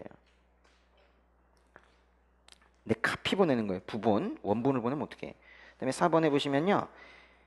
5번부터 먼저 봅시다. 이의 신청을 받은 세관장은 이의 신청 받은 날부터 무조건 그 의견서는요 7일이에요. 14일이 아니고 7일입니다. 의견서를 이의 신청에 송부한대요. 보세요. 이건 또 이겁니다. 이의 신청인이 있는데 세관장이 있는 거예요. 이의 신청은 관성장 필요 없으니까요. 그래가지고 이의 신청서를 냈어요. 그랬더니 의견서를 작성을 해가지고 누구한테 보내는 거예요?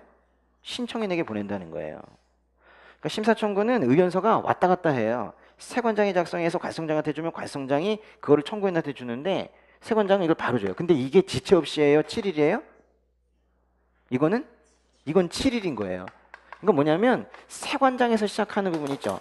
세관장에서 시작하는 부분은 다 7일이에요. 세관장에서 시작하는 부분은 다 7일 이거예요. 근데 관성장이 자기가 쓴 게 아니잖아요. 그걸 토스할 때에는 그때는 지체 없이 이렇게 되는 거예요. 네? 이거 두 개를 구분을 할 수 있어야 돼요. 동그라미 4번 보시면은 대리인 얘기인데요. 이의신청인 심사청구인 심판청구인은 대통령령으로 정하는 금액 얼마죠? 3천이죠. 3천. 그럴 때 옆에는 사촌이 나오죠. 대리인으로 선임, 이건 뭐냐? 선임할 수 있겠죠. 네, 그래요. 넘어가시고요. 23번에 계약 및 입출항 절차에 관한 설명으로 옳지 않은 것. 외국무역선이나 외국무역기가 계약을 출항하려면 일단 끊고 출항할 땐 뭐예요? 맨 끝에 허가 동그라미 맞네요. 입항 보고하는 사람, 출항 허가 받는 사람 누구예요? 선장 기장이죠. 선장 기장이 출항하기 전에 세관장. 야, 이거 잘 주의해야 되는데 일단 주어는 선장 기장이에요. 근데 출항의 원칙은 출항할 때 출항 허가 받아요? 출항 전에 허가 받아요? 생각해 보면은 떠나면서 또는 떠난 후에 이상하잖아요. 출항 전이죠. 전 동그라미. 이게 너무 독특한 거예요. 왜냐하면 입항 보고의 원칙 시기는 뭐예요?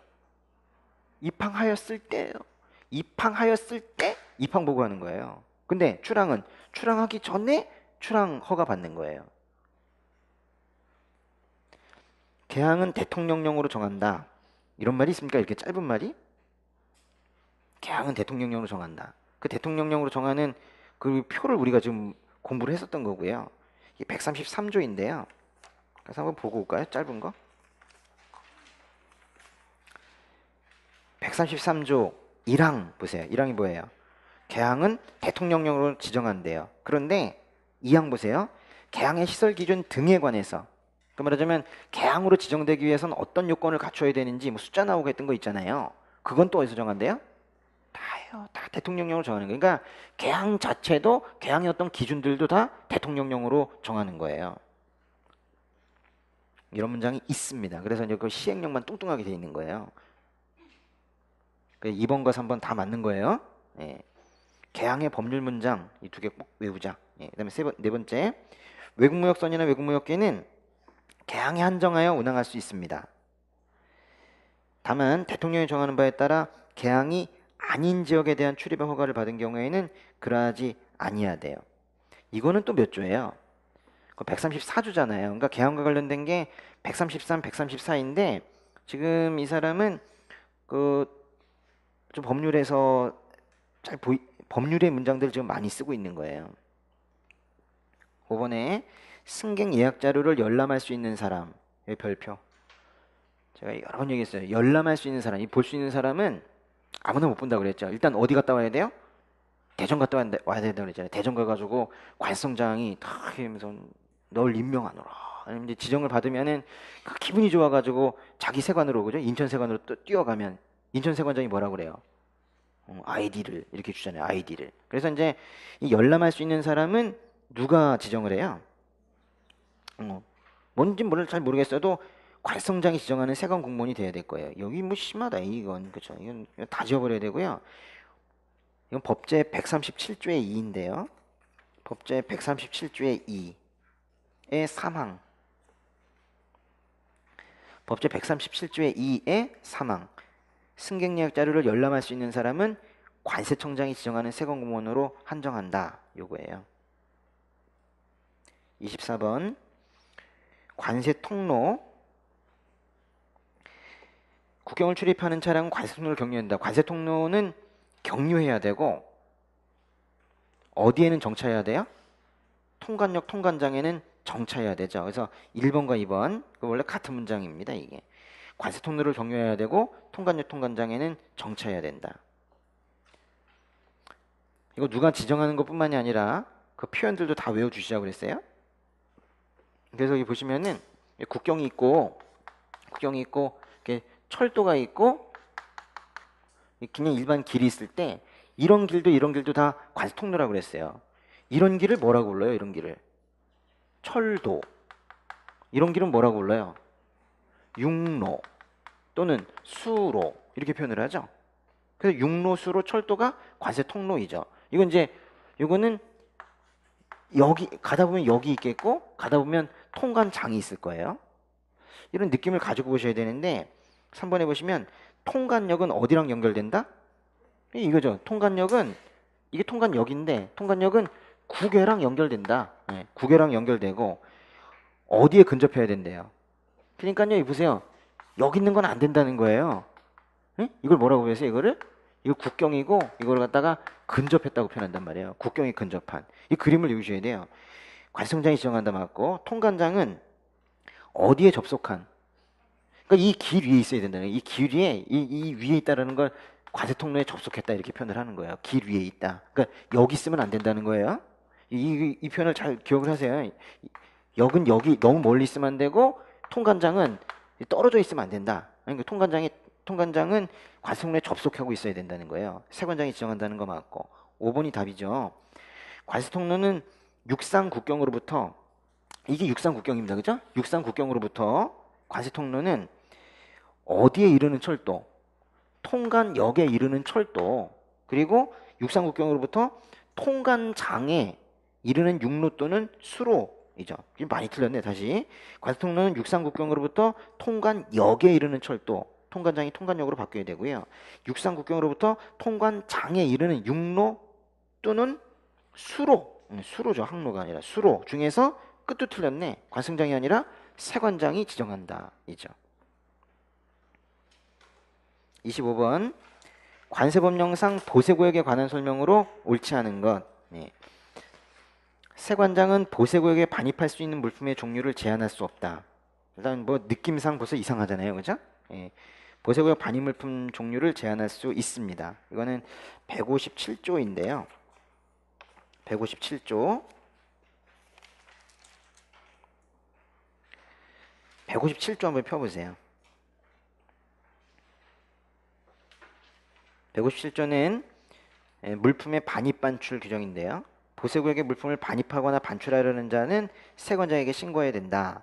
네, 거기에서 2항은 검사한다는 얘기고, 바로 3항이 반입 물품 종류 제한한다라는 거예요. 이게 157조의 3항에 있는 내용입니다. 25번에 2, 3, 4 있죠. 2, 3, 4, 2번, 3번, 5번. 다시 보시면 2번은 보세구역은 지정 특허 종합으로 구분하나요? 지정보세구역은 지정장치장 생검사장으로 구분하나요? 5번의 특허는 창고공장, 전시장, 건설장, 판매장으로 구분하나요? 맞죠? 근데 이렇게 쉬운 문장도 우리 법에 있습니까? 2번, 3번, 5번 동그라미.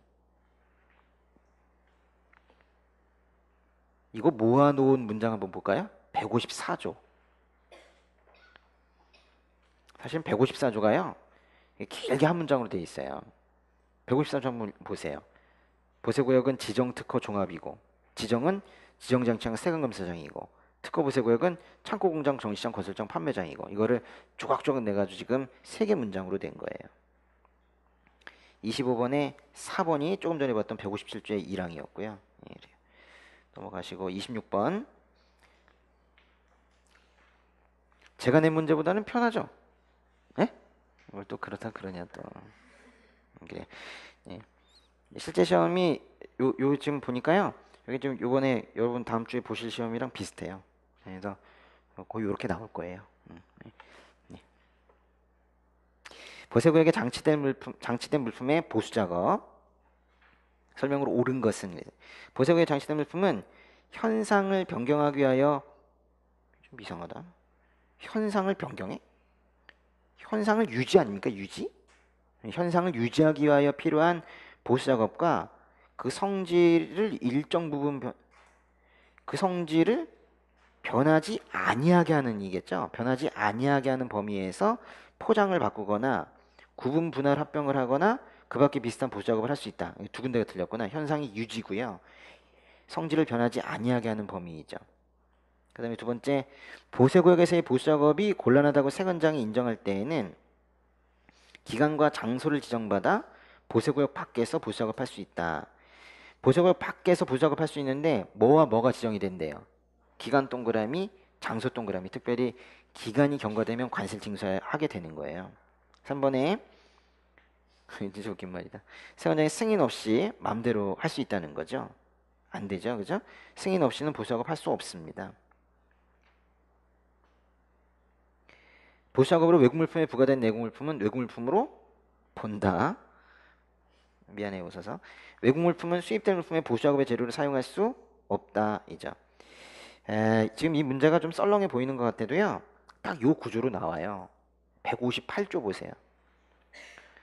158조 보시면은 거기 시행령이 뭐가 있습니까? 없고 그냥 158조 딱 요거예요. 158조에 1, 2, 3, 4, 5항이죠. 근데 거기 5항 보세요. 5항 나올 게 있습니까? 없잖아요. 그러니까 1, 2, 3, 4항을 내는 거예요. 근데 거기에서 조금 길게 되어 있는 1항을 두 개 정도로 나눠서 내기도 하는 것이고.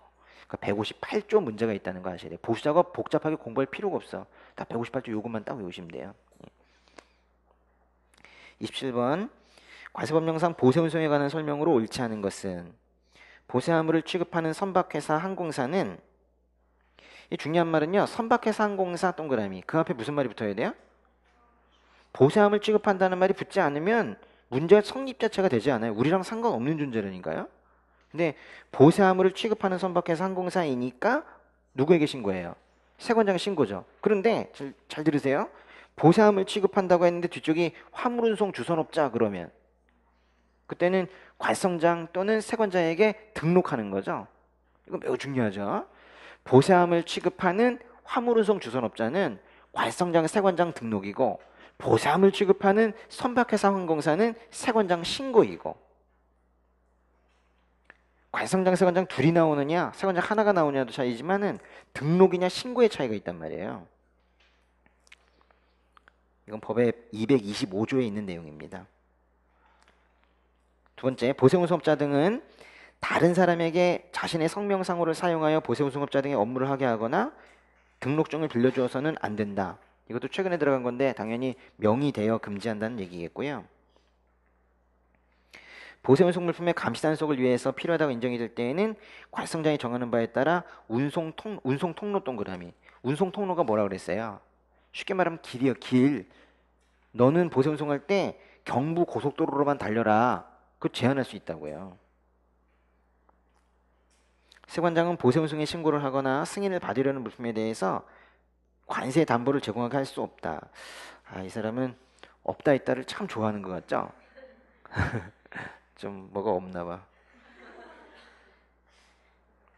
답은 4번이고요. 근데 실제로 우리 작년 시험에 우리 시험도 없다 있다 많은 거 아십니까? 보시면 알아요. 없다 있다가 꽤 많아요. 없다 있다가. 예. 5번에 내국 물품을 외국 무역선이나 일단 넘어가기 전에 여기 보시면 4번이 할 수 없다 있다 그랬잖아요. 근데 제가 말씀드렸던 기억나세요? 없다 있다는 앞쪽이 할 수 그러면 없다 있다가를 막 바꿔놔도 문장이 그럴듯해. 그래가지고 항상 할 수라는 부분, 그럴 수, 할 수라는 말이 나오면 가능성의 문장이 나오면 주의해야 된다 그랬어요. 그래서 여기도 다 그래요, 그렇죠? 여기 보면 제공을 할 수 없다 있다 그러는 거예요. 동원의 5번은 내군송 신고입니다. 내군송이 뭐래요? 이 제목 자체 아니 정의 자체를 외워야 돼요. 내군송은 뭐다? 내국 물품을 외국 무역선 외국 무역기로 운송하려는 걸 내군송이라고 합니다. 그때 해야 될 것은 신고예요. 예. 28번 국가 간 세관 정보의 상호 교환. 이게 뭔 말일까? 국가 간 세관 정보의 상호 교환. 한번 찾아봅시다. 240조의 6.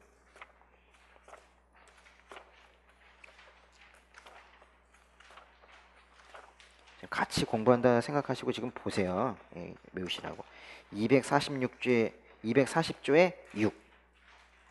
240조의 6 제목이 뭐예요? 국가 간 세관 정보의 상호 교환 등. 얼마나 정직하게 내는지 그죠? 에 관한 설명으로 옳지 않은 거. 이런 문제가 나왔을 때 여러분이 이 법령집의 이 부분 국가 간 세관 정보의 상호 교환 등 이 5항까지 되어 있는 이 느낌이 좀 보이면 좋겠죠. 예.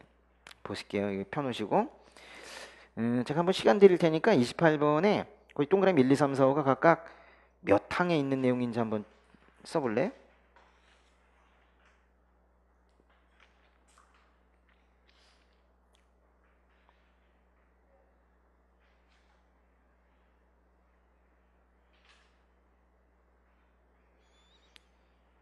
시행령이 없어도 문제 충분하다는 얘기예요. 그렇죠? 여기 보시면 1번이 2항이고 2번은 3항이고 그 다음이 5항이고 1항이고 4항이고 그렇잖아요. 240조의 6을 법률을 잘 보자. 이것만으로 충분하다. 아 그럼 이 사람만 이렇게 냈지 딴 사람은 시행령 내지 않겠는가. 다 비슷하게 돼요. 시행령에 뭐 굳이 보려면 그 1항 시험에 안 나올 겁니다. 여기 2항 그 뭐지 숫자 하나 나오거든요. 2항에 무슨 교환한 날부터 10일 이내에 교환 사실 및 내용 등을 뭐 그런 말 나오는데 그거 말고 뭐 나올 것도 없어요. 요 문제 자체를 보시란 말이에요. 28번 문제. 일단은 1번에 세계 관세기구 동그라미. 세계 관세기구가 나오는 문장에는 반드시 누가 나온다? 관성장이 나온다. 네. 세계 관세기구가 만든 어떤 코드, 구조 이런 것들을 각국이 교환하자는 얘기예요. 그다음에 동그라미 2번. 여기 이제 최근에 들어간 건데요. 내용 한번 보세요. 관세청장은 관세 부과와 징수, 과세불복에 대한 심리 및 형사소출을 위해서 대통령령으로 정하는 사항을 대한민국 정부가 다른 국가와 협정과 국제협약에 따라 다른 법률에 저촉되지 아니한 범위에서 다른 국가와 교환할 수 있대요. 이게 뭔 얘기예요? 지금 1번도 뭐 교환한대잖아요. 2번도 뭐 교환한대잖아요. 그러니까 무엇을 교환하는지만 좀 잘 보시면 될 것 같아요. 1번은 뭘 교환한대요? 거기 세계 관세기구부터가 한 단어예요. 세계 관세기구에서 정하는 수출입 신고 항목 및 화물 식별 번호 정보를 교환한다는 거예요. 2번은 뭘 교환한다는 거예요? 정확하게는 잘 모르겠다, 그쵸? 수출입 신고 자료 등 대통령령으로 정하는 사항이니까 그게 시행령에 있는 거예요. 근데 그것까지 내진 않을 거예요, 이번에. 근데 이 정도는 봐두셔야 되고 3번 관성장은 관세법제 240조의 6 제3항 좀 심하다에 따라 3항이 바로 위에는 2번 얘기하는 건데요. 따라 다른 국가와 수출입 신고 자료 등을 교환하는 경우에는 이를 신고인 또는 그 대리인에게 통지하지 않는다. 이 사람은 세상을 참 부정적으로 사는 사람 같아요. 대리인에게 통지하여야 한다. 알겠죠? 네, 통지하여야 한다. 네. 5항에 있는 내용입니다. 거기 물론 대통령령을 정하는 바에 따라라는 말이 3번에서는 좀 빠져 있는데요. 그렇고 이 문제 아니었으면 뭐 이거 받겠습니까? 이 문장 그죠? 감사한 마음으로 보세요. 예.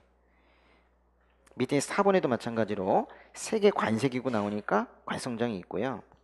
5번에 상호주의의 원칙에 따라 뭐 제공학을 제한할 수 있다. 한번 쭉 한번 읽어보세요. 예, 됐고. 29번 관세법령상 물품의 검사에 관한 설명으로 옳지 않은 것 그랬어요. 물품의 검사라는 규정이 아예 있는데 볼까요? 246조 보세요. 근데 이제 문제는 246조만으로 문제 내긴 힘들어요. 246조에 항이 몇 개 있어요? 그런데 보니까 246조 바로 위에 관의 제목이 있거든요. 뭐예요? 제2관 물품의 검사 그랬죠. 그러니까 여기 물품의 검사가 나온다면 조의 개념으로 나오는 게 아니에요. 그 제2관이 시험에 나올 거예요. 그러다 보면 저 그때 247조에 보시면 검사 장소 그리고 검사 수수료 얘기까지도 다 나올 수가 있는 거예요. 그래서 저도 항상 이렇게 내거든요. 물품의 검사는 크게 나와요. 246조부터 시작해서 247조까지 전체가 쭉 해서 한 문제로 나온다고. 29번 문제의 물품의 검사는 조의 제목이 아니라 관의 제목이라는 걸 알아야 돼요.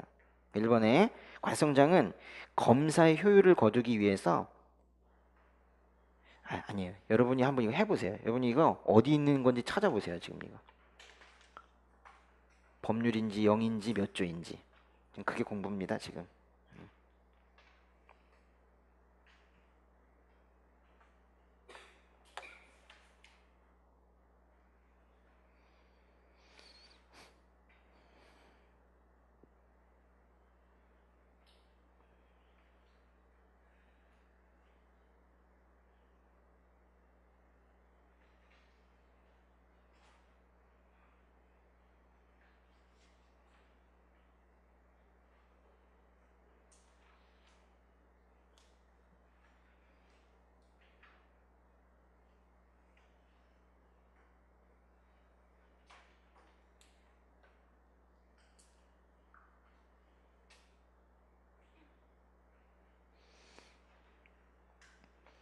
한번 찾아보셨어요? 여기 보시면은 29번에 1번이 뭐예요? 246조의 2고 2항이고 2번은 이거 화주가요. 수입 신고 전에 이제 물품 확인할 수 있다 그 얘기예요. 이제 3번은 이거는 246조의 3의 7항이요? 2항? 거 있고 그다음에 근데 이제 문제면 문제가 이제 4번과 5번인데요. 4번 보시면 협의의 동그라미. 이게 무슨 협의에든 상관없이 협의회 몇 명이에요? 25명이죠? 이거 한번 풀어본 적이 있었는데 외우셔야 되고. 근데 5번 보세요. 5번이 어디 있어요? 246조의 3인데 1항이 좀 이상하게 생겼죠? 이상하지 않다 하시는 분들은 법령집을 지금 개정을 안 해놓은 거예요.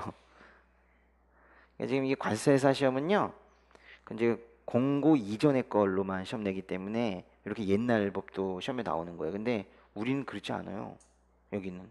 그래서 여러분이 4번도 틀렸고 5번도 틀렸어요. 5번은 새 법으로 보시면 뭐예요?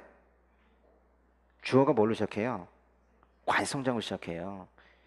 29번에 5번 이건 지금 물품에 대한 안전성 검사인데 246조의 3은 관세청장은 이러면서 시작한단 말이에요. 관세청장은 중앙행정기관의 장의 요청을 받아 세관장으로 하여금 세관장의 확인이 필요한 수출물품 등 다른 법령에서 정한 물품의 성분, 품질 등에 대한 안전성 검사를 하게 할 수 있다예요. 그러니까 세관장이 한다는 게 아니라 관세청장이 시키는 개념이에요. 요거 아직 안 바꿔놓으신 분들은 바꿔서 외워놓으세요. 그렇죠? 뭐 얘기하는지 알겠죠? 예.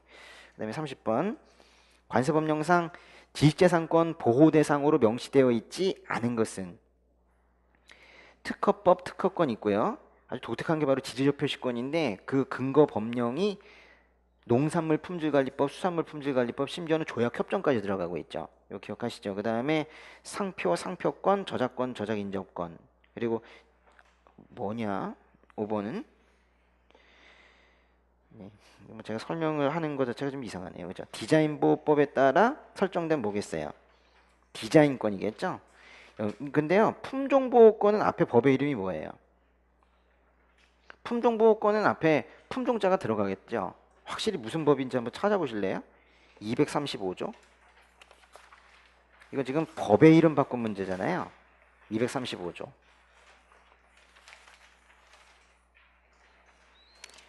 품종보호권은 품종보호법은 아니었네요. 근데 조금 길게 돼 있네요. 뭐라고 돼 있어요?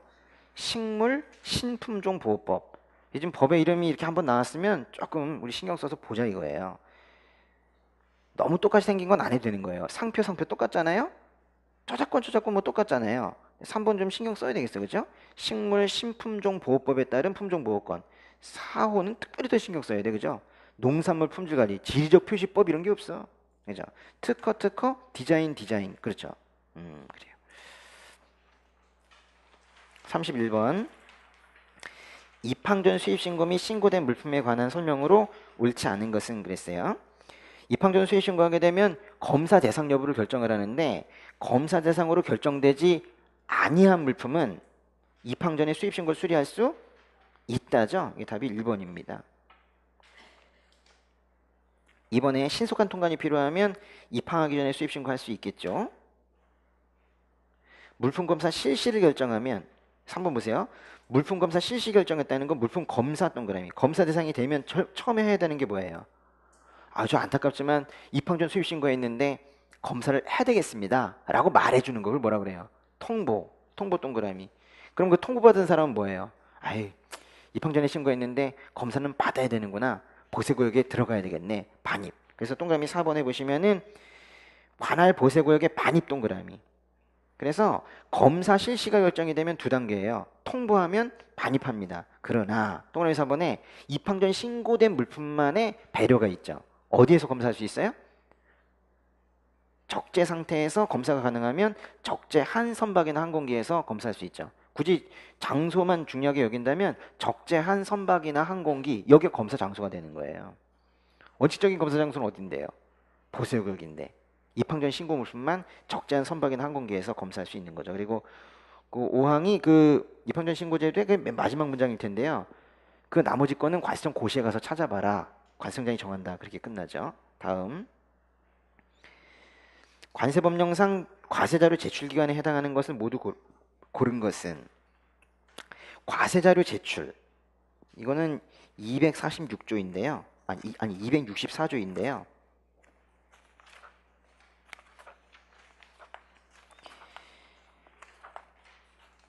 제가 시험 문제 하면서 264조 과세자료의 요청, 누가 누구한테 요청하는 거예요?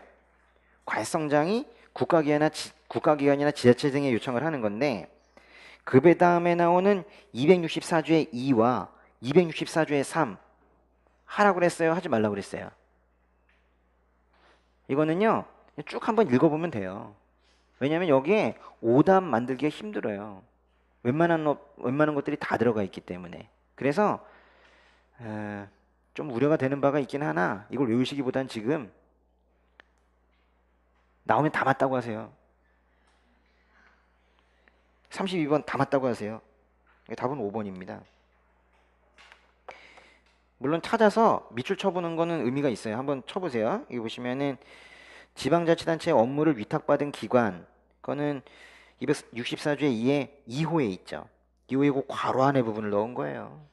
그 다음에 지방자치단체 조합도 그 괄호 안에 있는 것이고, 지방공사는 몇 호에 있나요?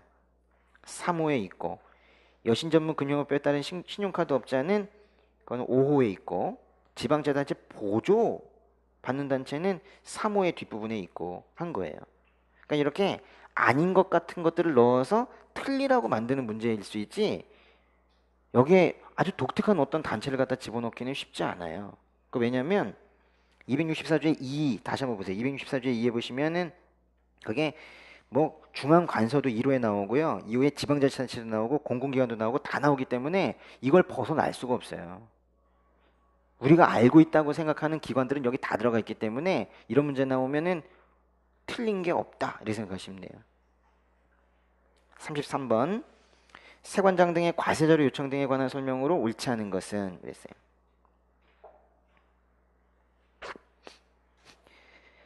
이게 좀 비슷한 문제가 계속 지금 이어나오고 있는 건데요. 이번에 보시면 과세자료 제출기관의 장이 세관장으로부터 과세자료의 추가 또는 보완을 요구받은 경우에는 그 요구를 받은 날의 다음 날부터 30일 이내에 그 요구에 따라야 한다. 전 문제랑 지금 이어지는 건데요. 이거 좀 한번 찾아보겠습니다. 이건 이제 그 과세자료 요청 부분에 사실 뭐 거의 유일하게 있는 시행령인데요. 시행령 263조의 2 보세요. 시행령 263조의 2 보시면은 그 동그라미 2번에 과세자료 제출기관의 장은 관세청장 또는 세관장으로부터 과세자료의 추가 또는 보완을 요구받은 경우 정당한 사유가 없으면 요구를 받은 날부터, 그러니까 여기 동그라미 2번에요. 33번에 2번에 요구를 받은 날의 다음 날도 아니야. 요구를 받은 날부터고요. 30일이 아니라 15일 이내에 그 요구에 따라야 된대요. 요거 외웁시다. 여기 지금 숫자가 거의 나오지 않는데요. 과세자료 제출기관이 관세청장의 요구에 따라서 응해야 되는 기간이 상당히 짧아요. 15일이다. 33번의 1번은 그건 264조의 5, 264조의 5에 1항에 있는 것이고요. 자료 제출하라고 하면 자료 제출해야 된다는 규정이에요. 33번의 3번은 우리가 세관공무원의 권한을 하면서 봤었죠. 중지 동그라미, 정지 동그라미. 그럼 누가 주어가 돼야 되겠어요? 관세청장이 돼도 되고 세관장이 돼도 되는데 둘 중에 하나 나왔으니까 맞지요? 262조였습니다. 262조. 4번에 과세자료 제출기관의 장은 소속 공무원이나 임직원이 자료 제출 의무를 성실하게 이행하는지를 수시로 점검해야 된대요. 이런 것들은 오답으로 나오지 않을 거예요. 이건 264조에 7에 있는 거예요. 7에 1항. 지금 잘 보세요. 264조에 뭐라고 나오는 게 몇 개, 어디까지 있어요? 264조 대장이 있고 264조에 9까지 있어요. 지금 거기까지가 다 한 문제로 나올 수가 있는 거예요. 33번에 5번은 264조의 6에 1항에 있는 것이고요. 여기서 이제 오히려 제일 중요하게 우리가 했었던 거는 여기 이 문제는 없어요. 우리가 제일 중요하게 했었던 거 뭐예요? 264조의 9에 과세자료 비밀유지 의무 위반에 대한 처벌. 몇 년? 3년 1천만 원, 3일 그랬죠? 예. 34번 관세법령상 밀수출입죄에 전용되는 선박이 몰수되는 경우에 해당하지 않는 거. 지금 몰수의 대상 중에 그 밀수에 관련되어 있는 이런 선박 등이 몰수되는 경우가 있는데요. 이건 272조입니다. 272조. 이 구조를 좀 잘 보시는데요. 272조 법부터 먼저 볼게요. 272조에 보시면 밀수와 관련되어 있는 100가지 몰수를 하려면 최소한 그 밀수가 됐다라는 사실을 배 주인이 알아야 돼요. 그걸 지금 뭐라고 표현했어요? 정황을 알고 있고, 근데 이 문제에서 정황을 알고 있다고 해놨어. 그러면서 다음 각호에 어느 하나, 다음 각호에 몇 개가 있어요? 4개 있죠. 4개 중에 1번과 4번이 짧죠. 1번과 4번 읽어보세요. 1번 범죄물품을 적재하거나 적재하려고, 4번은 범죄물품을 운반이죠. 그러니까 짧게 외우세요. 범죄물품이라는 말 뒤에, 범죄물품 뒤에 무슨 말이 붙어요? 적재나 운반이 붙어요. 그러면 몰수 대상이에요. 2호와 3호 보세요. 2호의 3호는 검거를 기피하기 위하여 권한 있는 공무원의 정지 명령을 받고도 정지하지 아니하거나 끊어요. 이게 문제예요. 아주 생뚱맞은 게 하나가 들어가 있어요. 그리고 2호의 끝에 해상에서 투기하기 위해선 3호의 해상에서 인수치도. 그러니까 그 2호의 뒷부분과 3호는 또 이거예요. 해상이란 말이 들어가요. 그죠? 해상에서 뭐 한대요? 2호에는 투기, 파괴, 훼손, 그리고 그 밑에는 인수 다 받아들인다는 거죠. 취득 이거죠. 그런데 이제 문제가 2호의 앞에 있는 거예요. 검거를 기피하기 위해서 권한 있는 공무원의 정지 명령을 받고도 정지하지 아니하거나, 그러니까 말하자면 정지 명령에 위반한 거예요. 그럼 이 구조를 이렇게 외우셔야 돼요.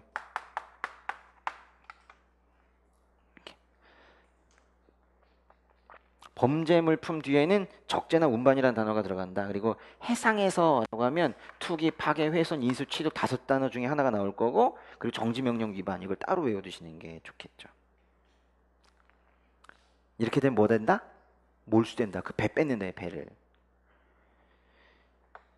그리고 이제 34번 문제를 보시면 이제 보여요. 보세요. 1번에 범죄물품, 그러니까 뭐예요? 적재. 근데 그 2번에 보시면 범죄물품 또 운반 그랬죠. 4번엔 해상에서 뭐예요? 취득이죠.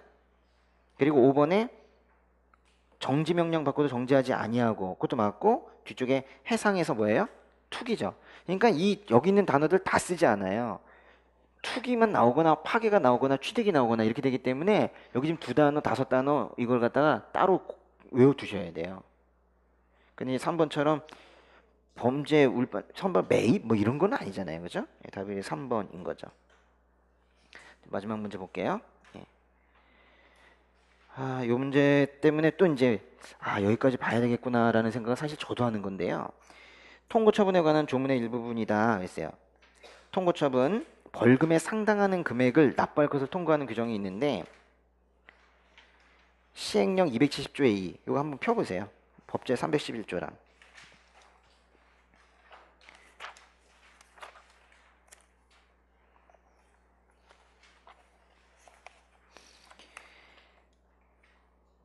그 시행령은 최근에 들어간 규정입니다. 이거는 지금 통고 처분으로 납부하는 것 중에서 벌금에 상당하는 금액에만 해당이 되는 거예요. 근데 우리 기본적으로 시행령 270조의 2의 1항은 외우고 있죠. 벌금에 상당하는 금액이라는 것은 해당 벌금 최고액의 몇 프로다? 20%다 그랬죠.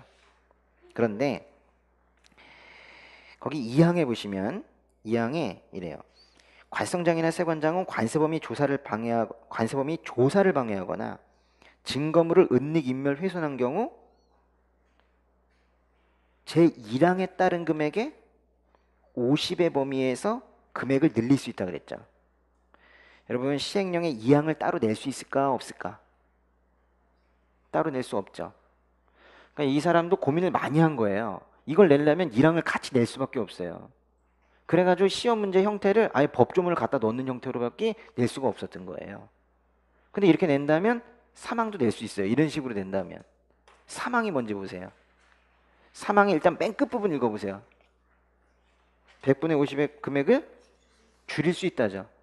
그 2개까지 알아두시는데 이렇게 하면 낼 수 있는 거예요. 그래서 내용은 간단해요.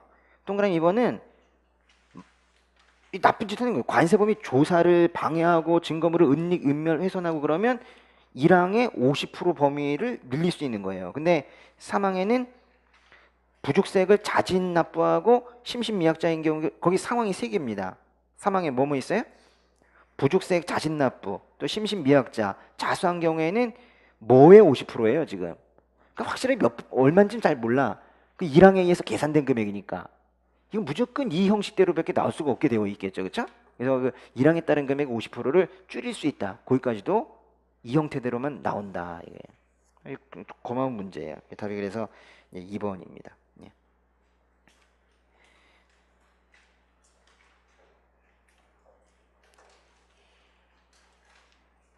혹시 질문 있어요? 우리가 다시 못 볼 수 있어. 그래서 응? 좀 도움이 되셨어요? 그래. 아, 저는 오늘 아침부터 해가지고 좀 제가 오늘 설명한 게 100문제가 넘는데 좀 힘드네요. 아, 배고파. 예. 마지막이 제일 중요해요. 응? 이 마지막 열흘이 제일 중요해. 예, 지금부터 보는 게 당락의 결정을 지어요. 그러니까 여태까지 뭐 어떻게 했니 신경 쓰지 말고 그런 생각하는 것도 사치요. 그렇죠? 10일 동안에는 지금 그런 거 신경 쓰지 마시고 한 글자라도 더 보는 걸로. 한 글자라는 건 옛날에 봤던 거 다 보는 거예요. 속도를 내세요, 속도를. 예, 그래가지고 좋은 성적 거두시고 찾아오시고 수고하셨습니다.